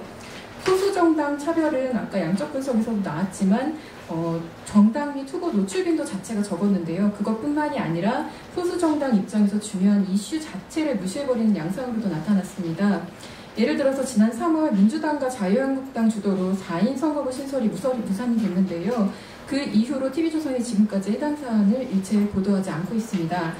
MBN 같은 경우는 이걸 제대로 된 리포트로 소개한 게 아니라요. 김주아 앵커의 이한장의 사진 코너를 통해서 상황에 대한 맥락을 전하지 않고 이 이슈로 몸싸움을 벌이는 의원들의 모습 사진을 보여주면서 굉장히 정치 혐오를 부추기는 발언을 했습니다. 반대로 앞서서 홍준표 빨갱이 발언을 전하면서 민중당 당원 몸싸움 양상을 부각한 TV조선 채널A 보도에서처럼 소수정당을 언급하긴 하지만 마치 문제를 일으키는 강성정당이라는 이미지를 소비하는 건 역시 소수정당 차별 사례로 좀 꼽아볼 수 있을 것 같습니다. 유권자 의제 무시 양상 같은 경우는 가십성 보도를 먼저 들 수 있을 것 같은데요. 대표적인 예시는 원희룡 제주지사 후보 폭행 사건을 전할 당시에 채널A가 그 근간에 놓여 있는 제주 제2공항 건설 문제가 아니라 원희룡 후보 딸의 SNS 게시글, 호상 이런 문제들을 연일히 집중하면서 보도했다는 점을 좀 주요 예시로 들어볼 수 있을 것 같습니다.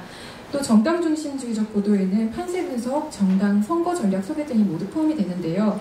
물론 이런 보도를 내놓았다는 것 자체를 문제 삼을 수는 없을 것 같습니다. 그러나 각 정당의 어떤 필승 전략이 유권자들한테 어떤 의미를 짓는지 고민을 하지 않고 좀 그림이 되니까 내놓는 연성 보도를 내놓고 있다면 이건 우려할 만한 현상이라고 할 수 있을 것 같은데요.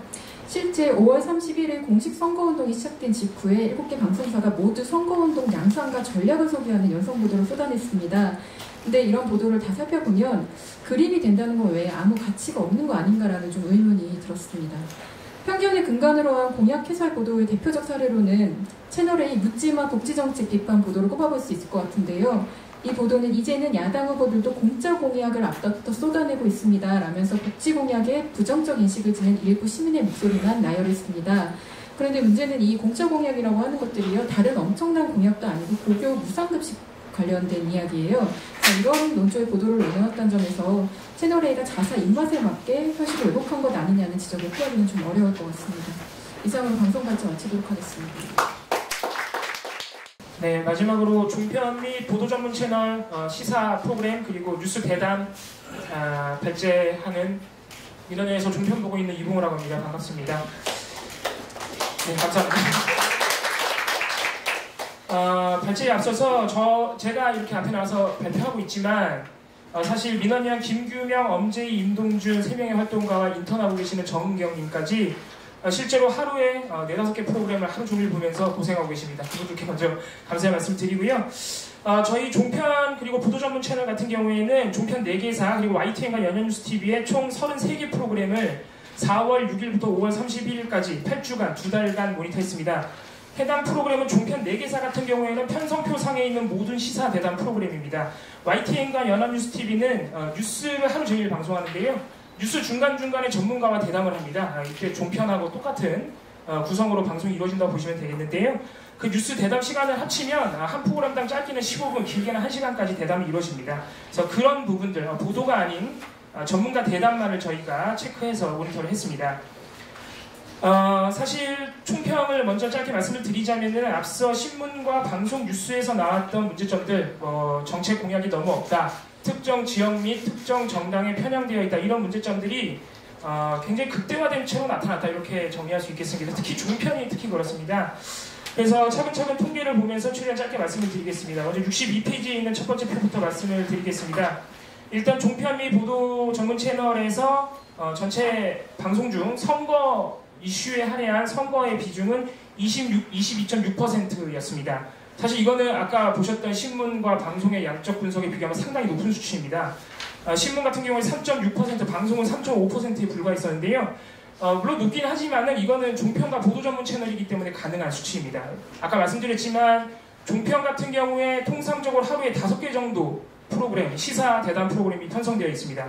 그러면은 뭐 그냥 1시간씩만 떠들고 5시간 동안 그걸 하고 있는 거니까, 보도를 하고 있는 거니까 사실 다룰 기회가 훨씬 더 많은 겁니다. 그래서 이렇게 높은 수치가 나왔다 말씀드릴 수 있겠고요. 저희가 선거가 2주 남았던 5월 31일까지 모니터를 했는데 평균적으로 22% 정도 나왔다. 그러니까 1시간짜리 프로그램에서 한 10분 정도 선거를 다뤘는데, 그렇게 따져본다면 과연 이게 선거를 충실히 다뤄준 것인가, 그 부분에 있어서는 좀 아쉽다, 이렇게 말할 수밖에 없을 것 같습니다. 선거를 다룰 때 나왔던 세부 주제들을 따져보면은 역시나 정부 여당 관련 논란이 압도적으로 높았습니다. 전체 선거 방송 중에 65.6%가 정부 여당 논란에 할애됐습니다. 세부 이슈를 보시면은 4월 달에는 김기식 전 금강원장의 외유 논란을 선거와 연결시키는 경우가 있었고, 이재명 후보 관련 논란이 있었고요. 그리고 4월부터 드루킹 사건이 시작됐습니다. 5월로 넘어오면은 드루킹 사건을 중심으로 해서 역시 이재명 후보 관련 논란이 많이 다뤄졌고요. 이러한 정부 여당 논란이 65.6%니까 사실상 상당 부분을 차지했다 보실 수 있겠습니다.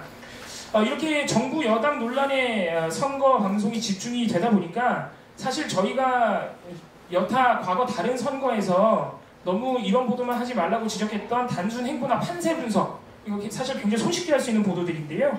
이런 것마저 뒷전으로 밀렸다 이렇게 보시면 되겠습니다. 그래서 행보를 다 합쳐봐야 한 7% 됩니다.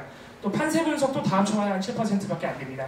이렇다 보니까 당연히 정책 공약 이런 것들은 더 밀릴 수밖에 없었습니다. 이 전체적인 통계를 시기에 따른 추이로 좀 말씀을 드리겠습니다. 63페이지인데요. 전체 선거 비중의 추이를 보시면은 드루킹 사건과 남북 이슈에 따라서 지방선거의 비중이 휘둘렸다 이렇게 보실 수 있겠습니다. 저희가 분석을 처음 시작한 4월 2주, 4월 6일부터 시작했는데요. 4월 2주에는 뭐 선거가 아직 한참 남았기도 했으니까 12%에 그쳤는데 뭐 이해를 할 수 있겠습니다. 근데 갑자기 4월 3주가 되면 36.5%로 선거 비중이 확 뛰는데요. 아마 예상하실 겁니다. 4월 14일에 조선 및 TV조선에서 드루킹 사건을 이때부터 김경수 후보와 연루 가능성을 제기하면서 시작이 됐죠. 그래서 이때 갑자기 3배 이상 확 뛰었는데요. 근데 5월 첫째 주가 되면 다시 13.9%로 다시 확 떨어집니다. 이때는 4월 27일 남북 정상회담이 있어서 역시 한반도 이슈 때문에 선거 비중이 다시 10%대로 가라앉았습니다. 하지만 다시 일주일 만에 31.4%로 회복을 하고요. 역시 드루킹 사건이 주로 다뤄졌기 때문입니다. 이런 추이가 이어지다가 5월 4주차 되면 24.3% 선거 비중이 나왔는데 이때는 5월 18일 조선일보의 드루킹 편지가 나왔던 시기입니다. 근데 신기한 점이 하나 있습니다. 이게 전체적인 5월 4주까지의 추이는 신문, 방송의 선거 보도 비중 추이와 그렇게 크게 다를 바가 없는데 5월 5주차가 되면 갑자기 종편 및 보도 전문 채널에서 선거 비중이 12.8%로 다시 급락을 합니다. 근데 이거 아까 신문과 방송 뉴스에서는 좀 달랐거든요. 5월 5주, 6월 초가 되면 올라갔습니다. 왜냐면은 5월 31일이 공식 선거운동 기간이었기 때문에 이때부터 통상적인 뭐 행보 보도라든가 유세 보도 이런 게 늘어날 수 있습니다. 근데 이상하게 종편과 보도 전문 채널에서는 5월 5주에 다시 12.8%로 곤두박질을 쳤습니다. 저희가 보기를 역시 이때 이제 북미회담과 관련해서 북미 양국 간 갈등이 좀 있었죠. 그 이슈에 선거 이슈가 완전히 잠식되어 버렸다. 저희는 그렇게 보고 있습니다. 65페이지로 넘어가서 이제 세부 주제별로 저희가 다시 추이를 살펴봤는데요. 아까 말씀드렸지만은 정부 여당 관련 논란, 사실 정부 여당 관련 논란은 대부분이 드루킹 사건입니다. 이 논란이 압도적으로 많은 것을 확인할 수 있는데 그 추이도 조금씩 변화가 됩니다. 예를 들어서 처음 분석을 시작한 4월 2주 같은 경우에는 정부 여당 논란이 34%로서 판세 분석 22.3%와 그렇게 큰 차이가 나지 않습니다. 그래서 이 정도 수치면은 뭐 여당 프리미엄이나 이런 점을 감안했을 때 언론이 아무래도 여당을 검증하고 좀 비판할 수 있어야 되니까 이 정도 비중은 좀 상식적인 수준 아닌가 이렇게 생각할 수도 있습니다. 그런데 역시 드루킹 사건이 촉발된 4월 3주로 넘어가면 이때부터 약간 비정상적인 구도가 시작됩니다. 보시면 4월 3주에 정부 여당 논란만 81.7%를 선거 방송 중에 차지했습니다. 선거 이슈는 곧 드루킹 사건 이렇게 돼버린 시기입니다. 이때부터 이 구도가 완성이 돼서요. 4월 4주로 넘어가면은 6개 방송사 선거 방송 비중의 무려 92.8%가 정부 여당 논란입니다. 이 정부 여당 논란이 역시 드루킹 사건이고요. 그래서 이때부터 뭐 판세 분석, 행보, 정책 공약 이런 다른 이슈들은 거의 바닥을 긴다 이렇게 보시면 되겠습니다.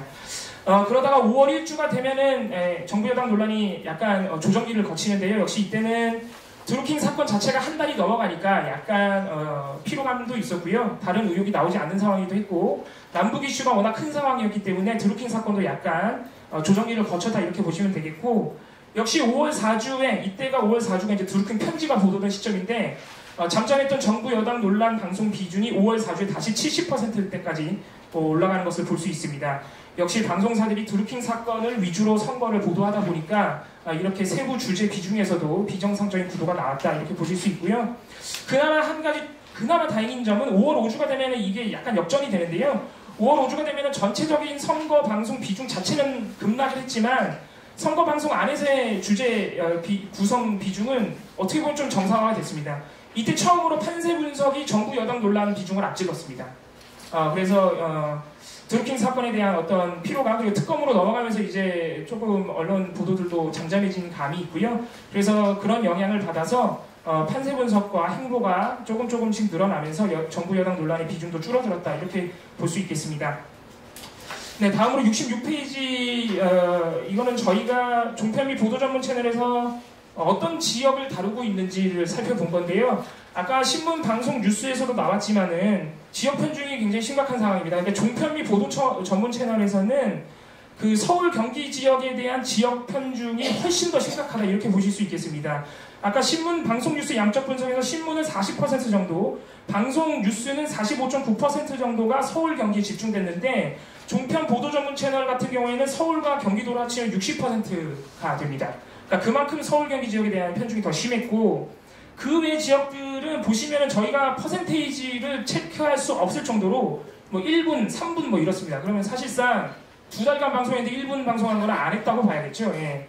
그래서 다른 지역들은 완전히 무시당하고 있다. 특히 신기한 지점이 인천과 호남 지역은 아예 거론조차 되지 않습니다. 특히 인천 지역 같은 경우에는 수도권이기도 하고 최근에 남북관계가 좋아지면서 그 중요성이 커지고 있는데 인천 지역은 아예 다루지 않는다. 이 점은 신기하다고 볼 수밖에 없고요. 영남 지역은 꽤 다룹니다. 아무래도 두루킹 사건이 경남도지사 후보 관련 사건이다 보니까 경남도지사는 12.1%나 다뤄졌습니다. 대구 경북도 꽤 다뤄졌습니다. 3.5%니까. 이렇게 영남 지역은 다뤄주면서 호남 지역은 역시 거론조차 되지 않는다는 점, 이 점도 굉장히 큰 문제다 이렇게 보실 수 있겠습니다. 네, 사례는 제가 굳이 세세하게 말씀드리지 않겠습니다. 사례는 크게 3가지 정도가 있습니다. 여야 균형을 맞추지 않는 점, 그리고 오보, 그리고 드루킹 사건과 관련된 각종 과장 왜곡 보도들이 있는데요. 여야 균형 맞힌 사례만 말씀을 드리겠습니다. 이게 어떤 사례냐면은 4월 25일 그리고 4월 26일 양일에 걸쳐서 민주당과 자유한국당이 각각 선거 로고송을 발표했습니다. 근데 이때 채널A가 자유한국당 로고송만 가사 자막까지 씌워가지고 주구장창 틀어주고 민주당 로고송은 틀어주지도 않았습니다. 이게 그냥 민주당 로고송이 나왔다 말만 해주고 그 원곡이 가수 홍진영 씨 거다 그러고 넘어가 버렸는데요. 그래서 저희가 이게 너무 심각한 표방송, 이거 시간으로 보셔도 21분, 9분 이렇게 차이가 납니다. 그래서 저희가 이거를 선거방송심의위원회 민원 제기했고요. 권고 나왔습니다. 사실 조금 법정 제재가 나오길 기대했는데 권고가 나왔고요. 채널A가 그 권고를 맞아서 그런지 최근에는 굉장히 신경 쓰고 있습니다. 진행자가 방송하는 내내 강조를 합니다. 자기네는 여야 시간을 똑같이 배려해서 방송을 하고 있다고 반복적으로 강조를 하면서 실제로 그렇게 유세 화면이라든가 이런 걸 틀어주고 있습니다. 그래서 매우 작지만은 우리 지방선거 미디어 감시위원회가 거둔 쾌거라고 저는 보고 있습니다.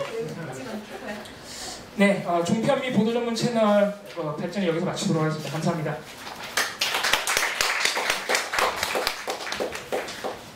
예, 혹시 토론하기 전에요. 이 네 분이 들어가시기 전에 네 분께 질문하시고 싶으신 게 있으면 지금 질의응답을 하고 그리고 나서 토론자들 네 분 또 모시고요. 들으신 이야기 중심으로 또 더 추가로 이야기해볼게요. 물론 이따가도 질문하시면 안에 앉아있다가 일어나서 대답해도 되지만 지금까지 네 분의 발제문을 들으시고 혹시 질의응답 하실 거 있으신가요? 없으세요? 한 가지만. 네네. 방송사 뉴스 모니터 하실 때 마지막에는 YTN을 포함을 시키셨는데 앞부분에는 이렇게 MBN은 들어가는데 YTN이 빠지고 YTN 뉴스가 너무 많아서 예, 저희가 YTN하고 연합뉴스TV가 저녁종합뉴스가 이렇게 지금 KBS, MBC 이런 데처럼 스크립터가 이렇게 올라가고 순서대로 올라가는 게 아니고 YTN에서 한 모든 보도가 그냥 다 한꺼번에 막 올라가고 연합뉴스도 마찬가지예요, TV가. 그래서 모니터하기가 너무 불편해서요. 보도 전문 채널의 저녁종합뉴스는 데이터로 하지 않고 지금 그 대담만 따로 분석하고 있습니다. 여기 57페이지 방송보도 관련 모니터에서 네. MBN은 여론조사 보도 4월 10일자 보도에 여당 후보 우세라고 하면서 민주당 후보 승리 가능성이 높다고 전하며 아무 근거 없이 여론조사 모집단이 여당 성향이 많은 것으로 나타나 조금 고려를 하고 보셔야 한다 라는 주관적 앵커멘트를 덧붙였다고 하셨잖아요. 근데 요거 관련해서 좀 말씀드리면은 이렇게 실제로 모집단에 이제 물어보면서 지난 대선 때 어느 당을 지지하셨나요? 라고 물어보거든요. 물어봤더니 그 결과가 그렇게 나왔다라는 걸 앵커가 덧붙인 겁니다. 그래서 아주 그 주관적인 내용은 아니었다라는 거를 해당 기자들이 보내와가지고 전달을 했습니다. 자, 또 추가 질문이나 없으시면 그러면 네 분은 들어가시고. 예. 감사합니다. 박수 좀 쳐주세요.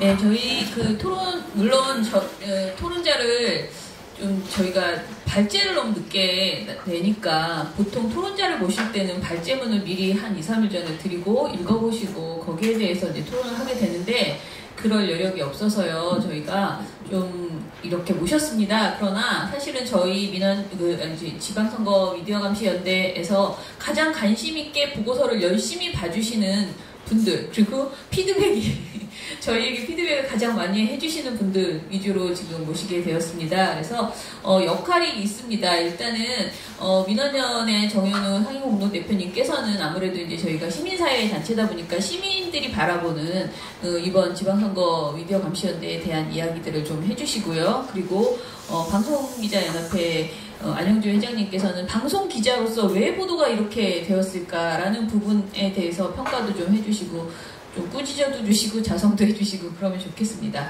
그리고 인터넷기자협회 김철관 회장님도 또 인터넷 보도에 대해서 언급해 주시면 좋을 것 같고요. 그리고 윤석빈 특임 부위원장님께서는 오늘 역할이 신문 쪽이에요. 그래서 민실위에서 저희가 이제 민주언론실천위원회 언론노조대에 있는데 담당하고 계시거든요. 그래서 여러분들의 목소리를 오늘 듣고 오셨습니다. 그래서 그렇게 이렇게 네 분이 각자 역할, 물론 다른 이야기도 해주셔도 됩니다. 역할을 또 방점을 찍어서 조금 더 추가로 말씀을 해주시면 좋겠습니다. 그러면 정현우 대표님부터 말씀해 주세요. 예, 반갑습니다. 정현우입니다. 제가 미디어감시연대 공동대표로 되어 있는데 이 토론을 하는 게 적절한지 형식에 대해서는 잘 모르겠습니다. 아마 아까 앞쪽에서 김종철 위원장님하고 김한경 위원장님께서 인사말 하셨기 때문에 저도 왔으니 뭔가 역할을 줘야 될 거 아니냐 해서 아마 준 것 정도로 이해를 합니다. 사실 이제 그 사이에 우리가 그 선거 때마다 선거보도 감시연대를 끌어온 게 벌써 20년이 넘었습니다. 제가 기억하기로는 92년에 처음 시작했고 그때의 간사로 활동가로 활동했던 우리나라의 그 선거보도 감시와 함께 20대와 30대, 40대를 오롯이 보내신 분이 제 옆에 계시는 김원경 처장이십니다. 아마 우리나라의 선거보도 감시를 할 때마다 늘 깊이 관여하셔서 중심적인 역할을 하고 있는 걸로 알고 있습니다. 사실 이제 제가 기억하기로 혹은 제가 알기로는 전 세계적으로도 이렇게 조직주의고 체계적으로 선거보도를 감시하고 여기에 대한 모니터와 보고서를 내는 데는 대한민국이 유일하고 앞으로도 아마 어떤 나라에서도 이런 일들이 일어나기 쉽지 않을 걸로 생각합니다. 그만큼 시민들의 눈높이와 시민들의 언론 의식은 높아져 있는데 우리나라 언론의 선거보도가 거기에 부응하지 못하는 측면이 있기 때문에 이게 이렇게 조직적으로 지속적으로 20몇 년 동안 꾸준히 이어져 왔는데 지금 아시다시피 이 보고서를 보면 굉장히 체계적으로 잘 되어 있습니다. 그 사이에 언론 학계에서도 여러 번 선거보도에 대한 논문도 발표를 하고 대안도 제시하고 문제점도 지적했지만 그 어떤 보고서보다도 혹은 어떤 논문보다도 더 생생하고 체계적인 기록이라고 생각을 하고 있습니다. 대단히 고생들 많이 하셨고요.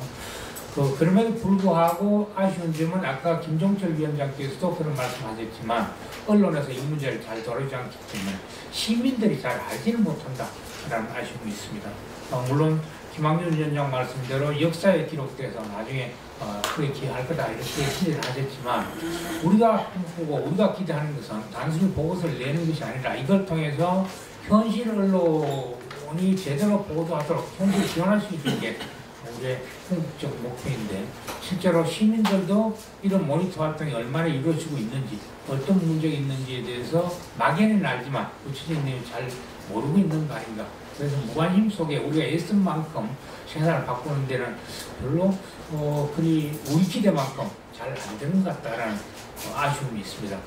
그래서 우리가 이제 이렇게 꼼꼼한 모니터를 하고 세세한 내용을 구체적으로 다 드러내는 것도 매우 훌륭하고 이런 잘 만든 보고서가 어떻게 사회적으로 공유되고 그래서 언론사 혹은 언론인들 사이에서도 문제의식을 불러일으키고 그래서 정말 제대로 된 선거 보도가 될 수 있어서 민주주의의 토양을 더 든든하게 하는 그런 밑바탕이 됐으면 좋겠는데 현실적으로 그런 문제를 어떻게 해결할까를 좀 더 고민해야 될 거 아니냐 하는 생각이 있고 단순히 보고서를 내고 이렇게 발표하고 선거 끝나고 나면 잊혀지는 것이 아니라 앞으로 모든 보도에서 이게 중요한 준칙이 되고 또 언론인들이 보도할 때마다 이게 염두에 두고 할 수 있는 가이드라인이 됐으면 좋겠다는 생각이 들고요.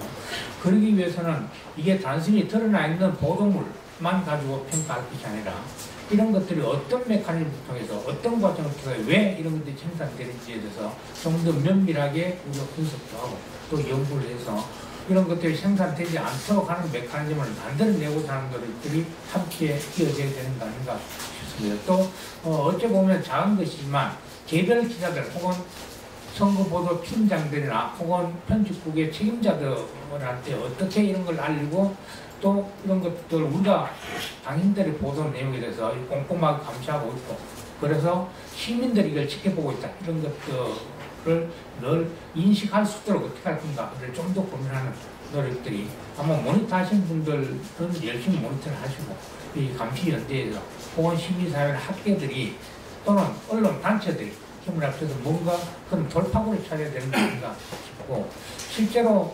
기자협회도 있고 언론 노조도 있고 언론 단체도 있고 학계도 있고 언론 재단도 있고 뭐 여러 군데서 이런 걸 할 수 있는 여러 기관들도 있고 조금만 내를 쓰면 지금까지는 현실을 바꾸는데 좀 더 나아지지 않을까 하는 생각이 있습니다. 아마 제가 세세는 모르지만 92년도에 그때 선거보도 감시연대를 출범했을 때의 언론보도, 선거보도에 비해서 지금 언론들의 선거보도가 더 나아졌다 이렇게 단정하기 좀 어려울 정도로 20몇 년 동안 별로 달라진 게 없다는 점을 보면 어떻게 이게 달라지도록 만들 건가도 좀 더 진지하게 고민해야 되는 뭐 이미 진작됐어야 되지만 지금이라도 우리 미디어 감시연대의 차원을 넘어서서 뭔가 방법들을 고민하는 노력들이 있으면 좋겠다.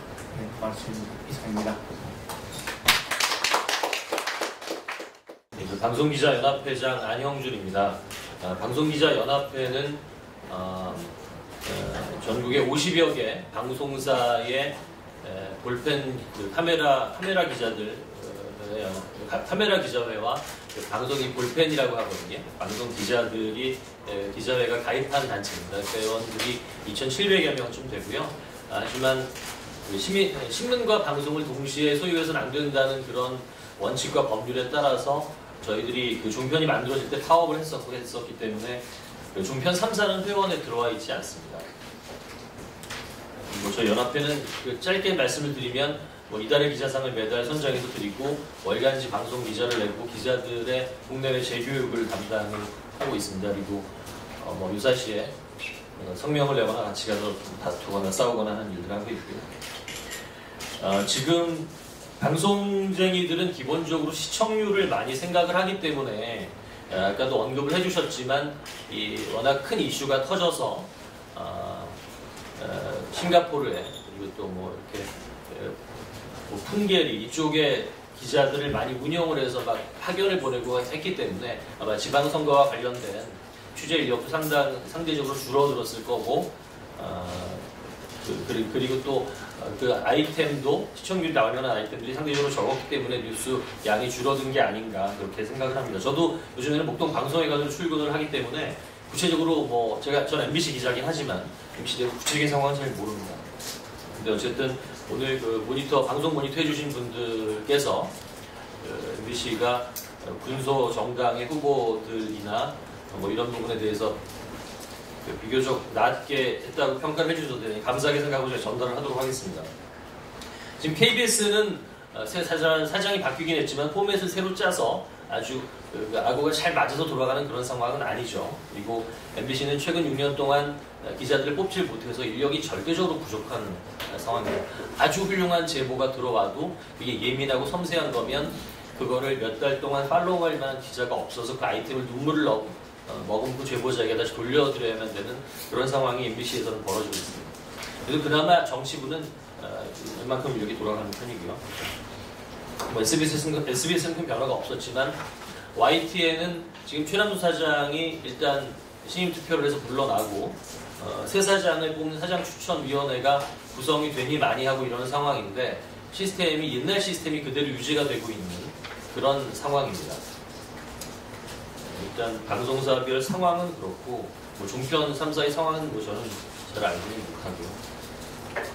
못하고요. 근데 이 미디어 감시연대 활동에 대해서 좀 평소에 굉장히 높게 평가를 하고 있고 또 첫 모니터들이 나오면 전에 한번 MBN에서 그 사진 한 장 얘기가 나왔을 때 제가 MBN 기자회장한테 니네 이런 지적을 받았으니 왜 그랬니? 뭐 주의해라 뭐 이런 얘기를 하기도 하고 그쪽에서 피드백도 오고 뭐 주의하는 모습을 보이기도 했었습니다.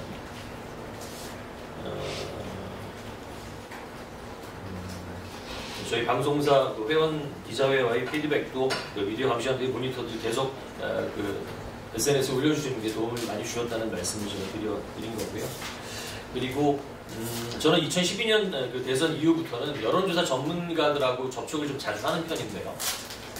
윌슨 코리아인이라는 후배는 그런 얘기를 하더라고요. 후보 등록일에 20%포인트 이상 차이가 나면 그게 뒤집어지는 경우가 거의 없답니다.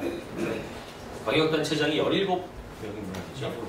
근데 아마 대구와 경남 이 정도를 빼놓고는 이 차이가 20%가 다 20%포인트 이상이 난 모양이에요. 그래서 아마 판세 분석과 관련된 보도들이 상대적으로 적을 수밖에 없었고 그게 또 먹히지 않는 거죠. 그게 좀 박빙이어야 되는데 그런 흐름도 전체적으로 있지 않았었나 그렇게 생각을 합니다.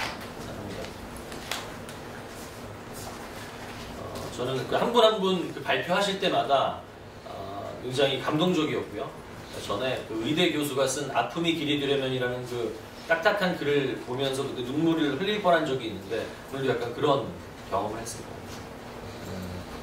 근데 다만 조금 아쉬운 점이 있다면 이제 뉴스를 생산은 신문과 방송들이 하지만 유통은 주로 모바일을 통해서 네이버나 다음으로 하니까 네이버나 다음에 노출되는 기사의 빈도라든가 그 실검에 머무는 시간의 체류 시간 뭐 이런 부분에 대한 데이터 분석도 좀 앞으로는 도입이 되면 어떨까 하는 그러면 굉장히 돈도 많이 들고 이걸 표현을 하겠죠.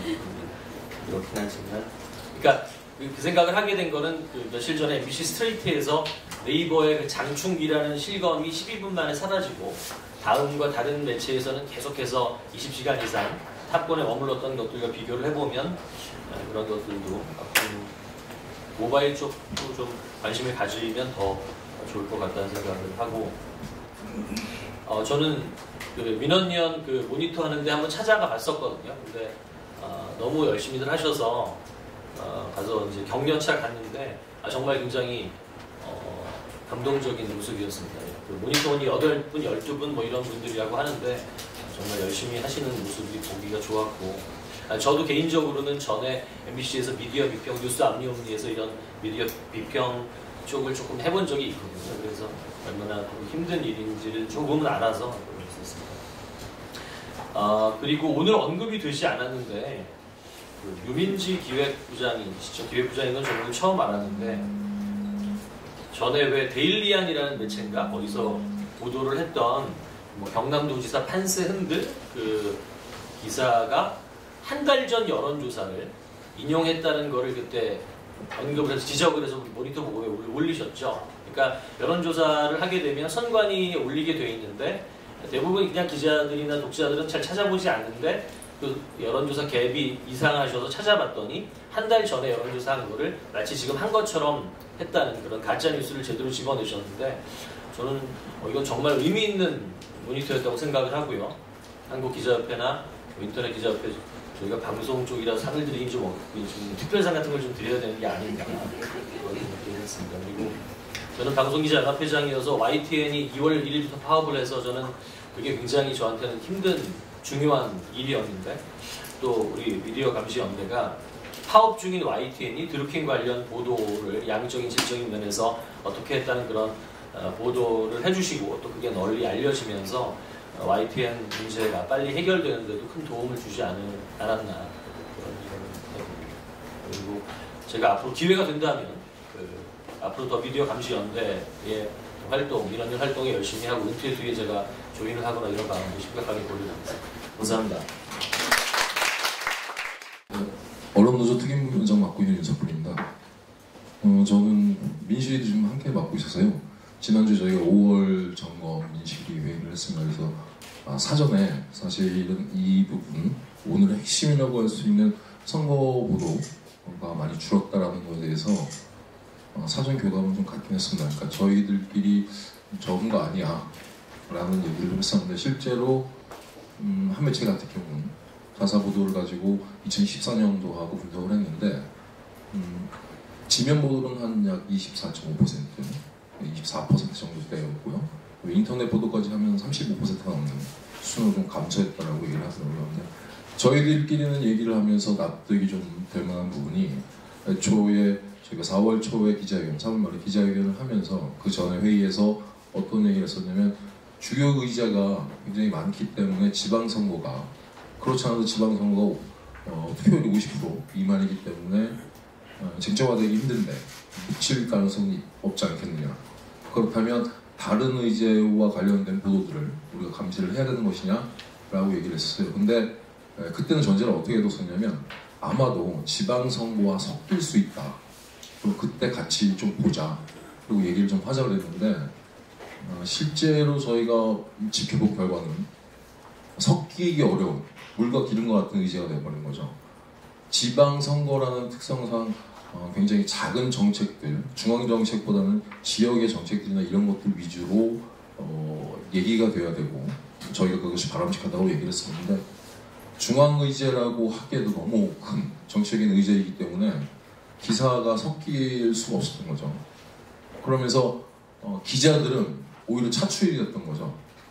남북 대화, 남북 정상회담 그리고 북미 정상회담 이것들로 기자들이 계속 차출이 되면서 기획 보도를 할 수 있는 기획력이 떨어지는 거죠. 단순 스트레이트 보도로 되고 지면상에서는 저희가 이제 전국부라고 얘기하죠. 지방판을 다룰 수 있는 몇 개시면 그것이 기획 보도가 되면서 전국면이 사라지는 경우도 있었다라고 하더라고요.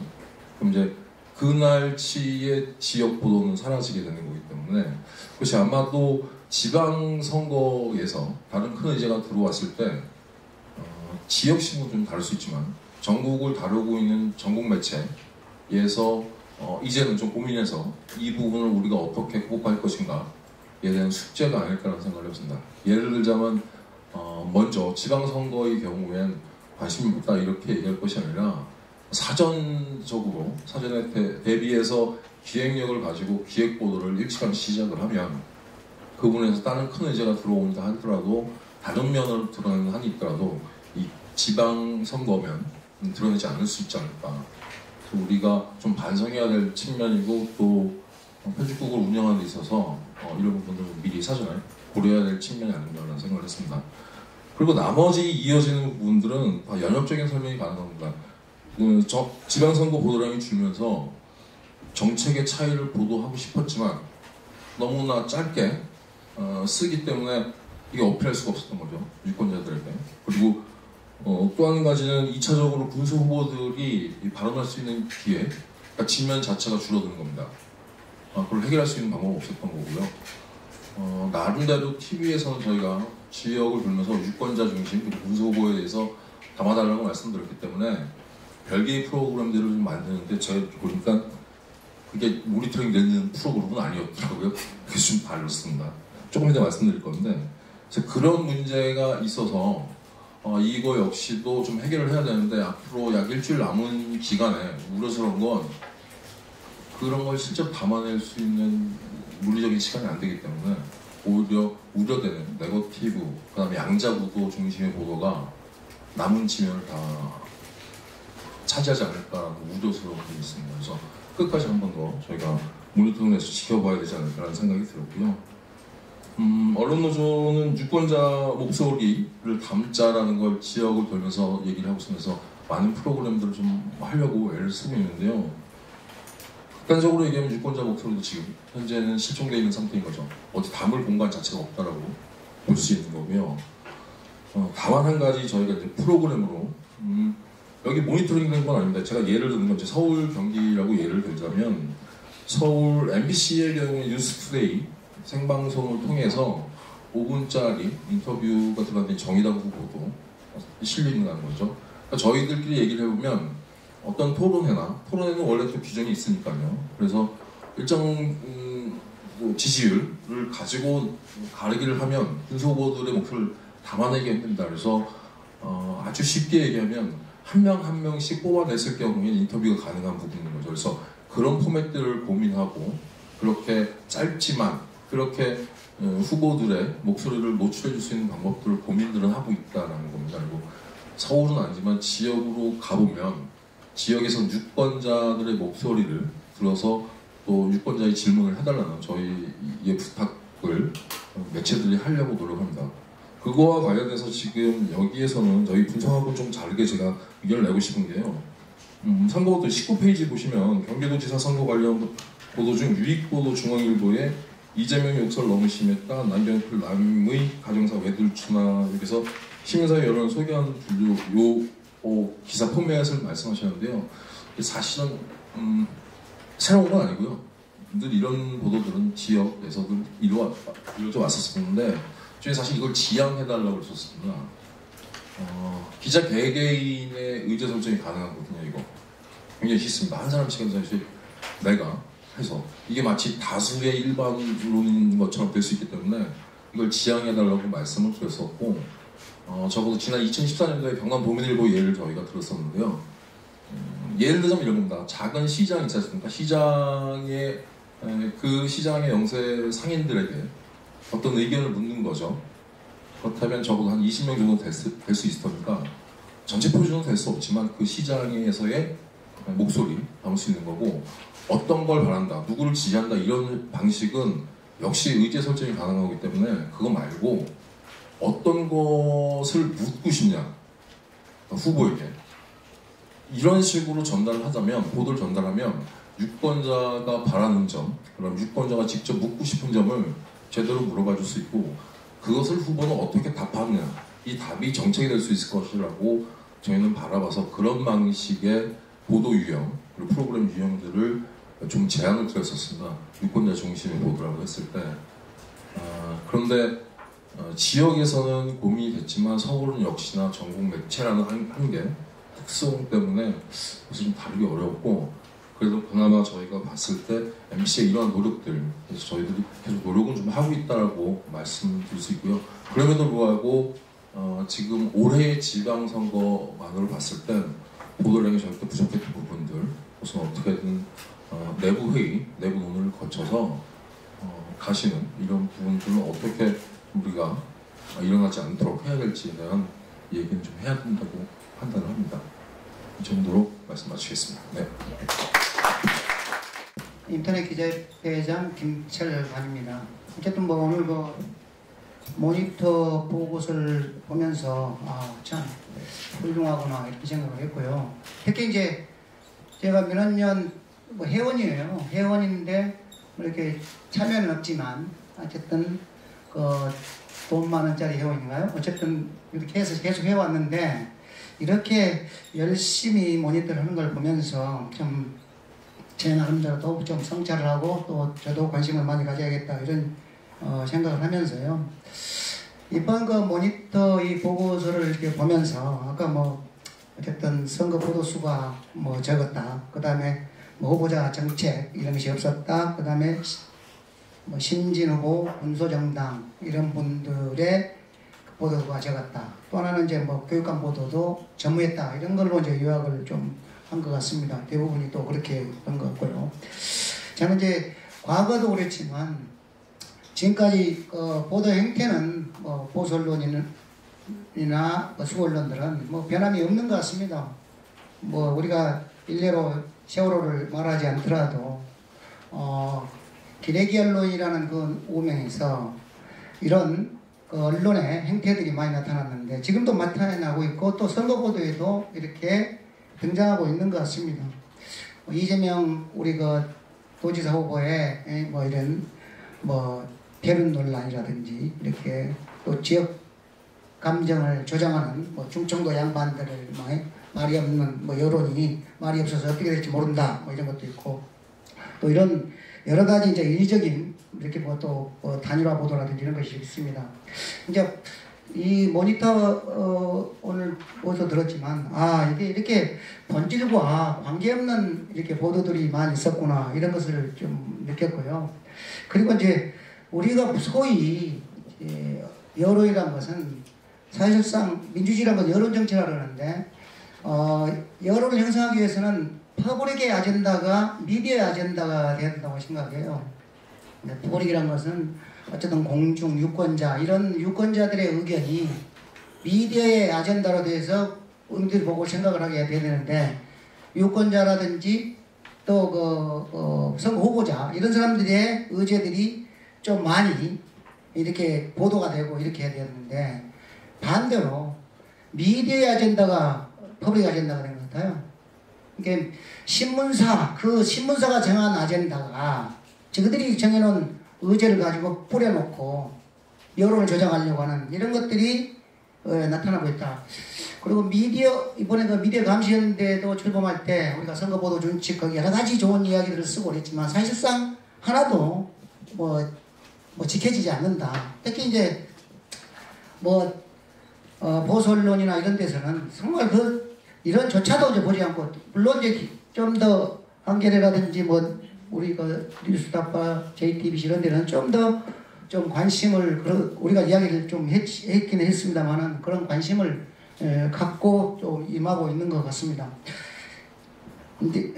그리고 이제 우리가 생각해야 할 중요한 문제는 사실상 이제 이런 보도들이 우리가 항상 잘못된 기자들에 대해서 기레기 이런 이야기를 많이 하는데 기레기보다 더 중요한 것이 기레기 언론보다 더 중요한 것이 진짜 쓴 기자들에 대한 좀 모니터를 하면 어쩔까 이런 생각을 좀 가져봤습니다. 그리고 아까 여기에 이야기가 나왔던데 네거티브 이 이야기를 하면서 아까 여러 가지 이야기가 아까 어디더라? 네, 복지 고질병인가요? 이런 걸 가지고 정말 네거티브를 자행하고 또 네거티브에 대한 생각도 없는 네거티브가 뭔지도 모르게 또 보도하는 것도 많이 있는 것 같아요. 우리가 사실상 복지라는 것은 정말 사회의 중요한 아젠다잖아요. 이런 걸 가지고 퍼주기 복지라든지 이러다가 나라가 망한다든지 이런 식의 보도들은 정말 지양해야 될 것 같지 않나 이렇게 생각합니다.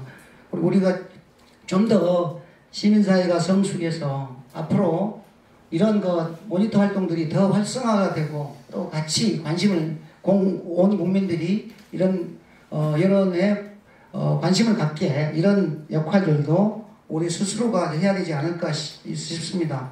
앞으로 저도 인터넷 기자협회도 이런 보도에 관심을 갖고 하나하나 같이 어우르면서 우리나라 민주주의가 성숙할 수 있는 이런 단체로 또 거듭나도록 하겠습니다. 네, 이만 줄이겠습니다.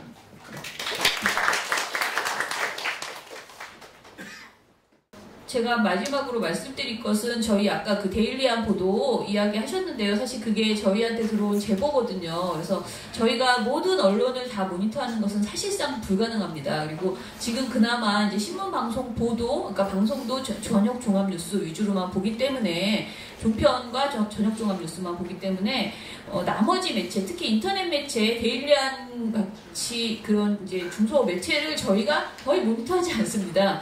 그런데 이제 그것이 저희한테 그렇게 지적이 된 거는 정말 좋은 제보를 해주셨기 때문이거든요. 그래서 여러분들도 지금부터 이제 언론을 이제 선거보도를 보시면서 문제가 된다 하시면 항상 민원연으로 연락 주셔서 제보해 주시고요. 많은 시민들이 이번 선거에서 본인 지역에서 뭔가 문제적인 방송이 나오고 있다 이런 것들에 대해서 좀 제보가 지금이라도, 왜냐면 여태까지는 제보할 만한 것조차 없었을 수도 있는데 지금 이제 한 며칠 전부터 공식 선거운동 기간 시작되면서부터는 보도량이 확실히 많이 늘었습니다. 그래서 지금부터라도 많은 시민의 제보가 절실하게 필요하다. 그래서 여러분들도 많이 홍보해 주시기 바랍니다. 예, 그러면 저희 2018 전국 지방선거 미디어 감시연대 긴급 토론회 이것으로 마무리하겠습니다. 혹시 난 정말 이 얘기 안 하면 큰일 날 것 같아 이런 마음 드시는 분 없으시죠? 예, 그럼 박수로 마무리하겠습니다.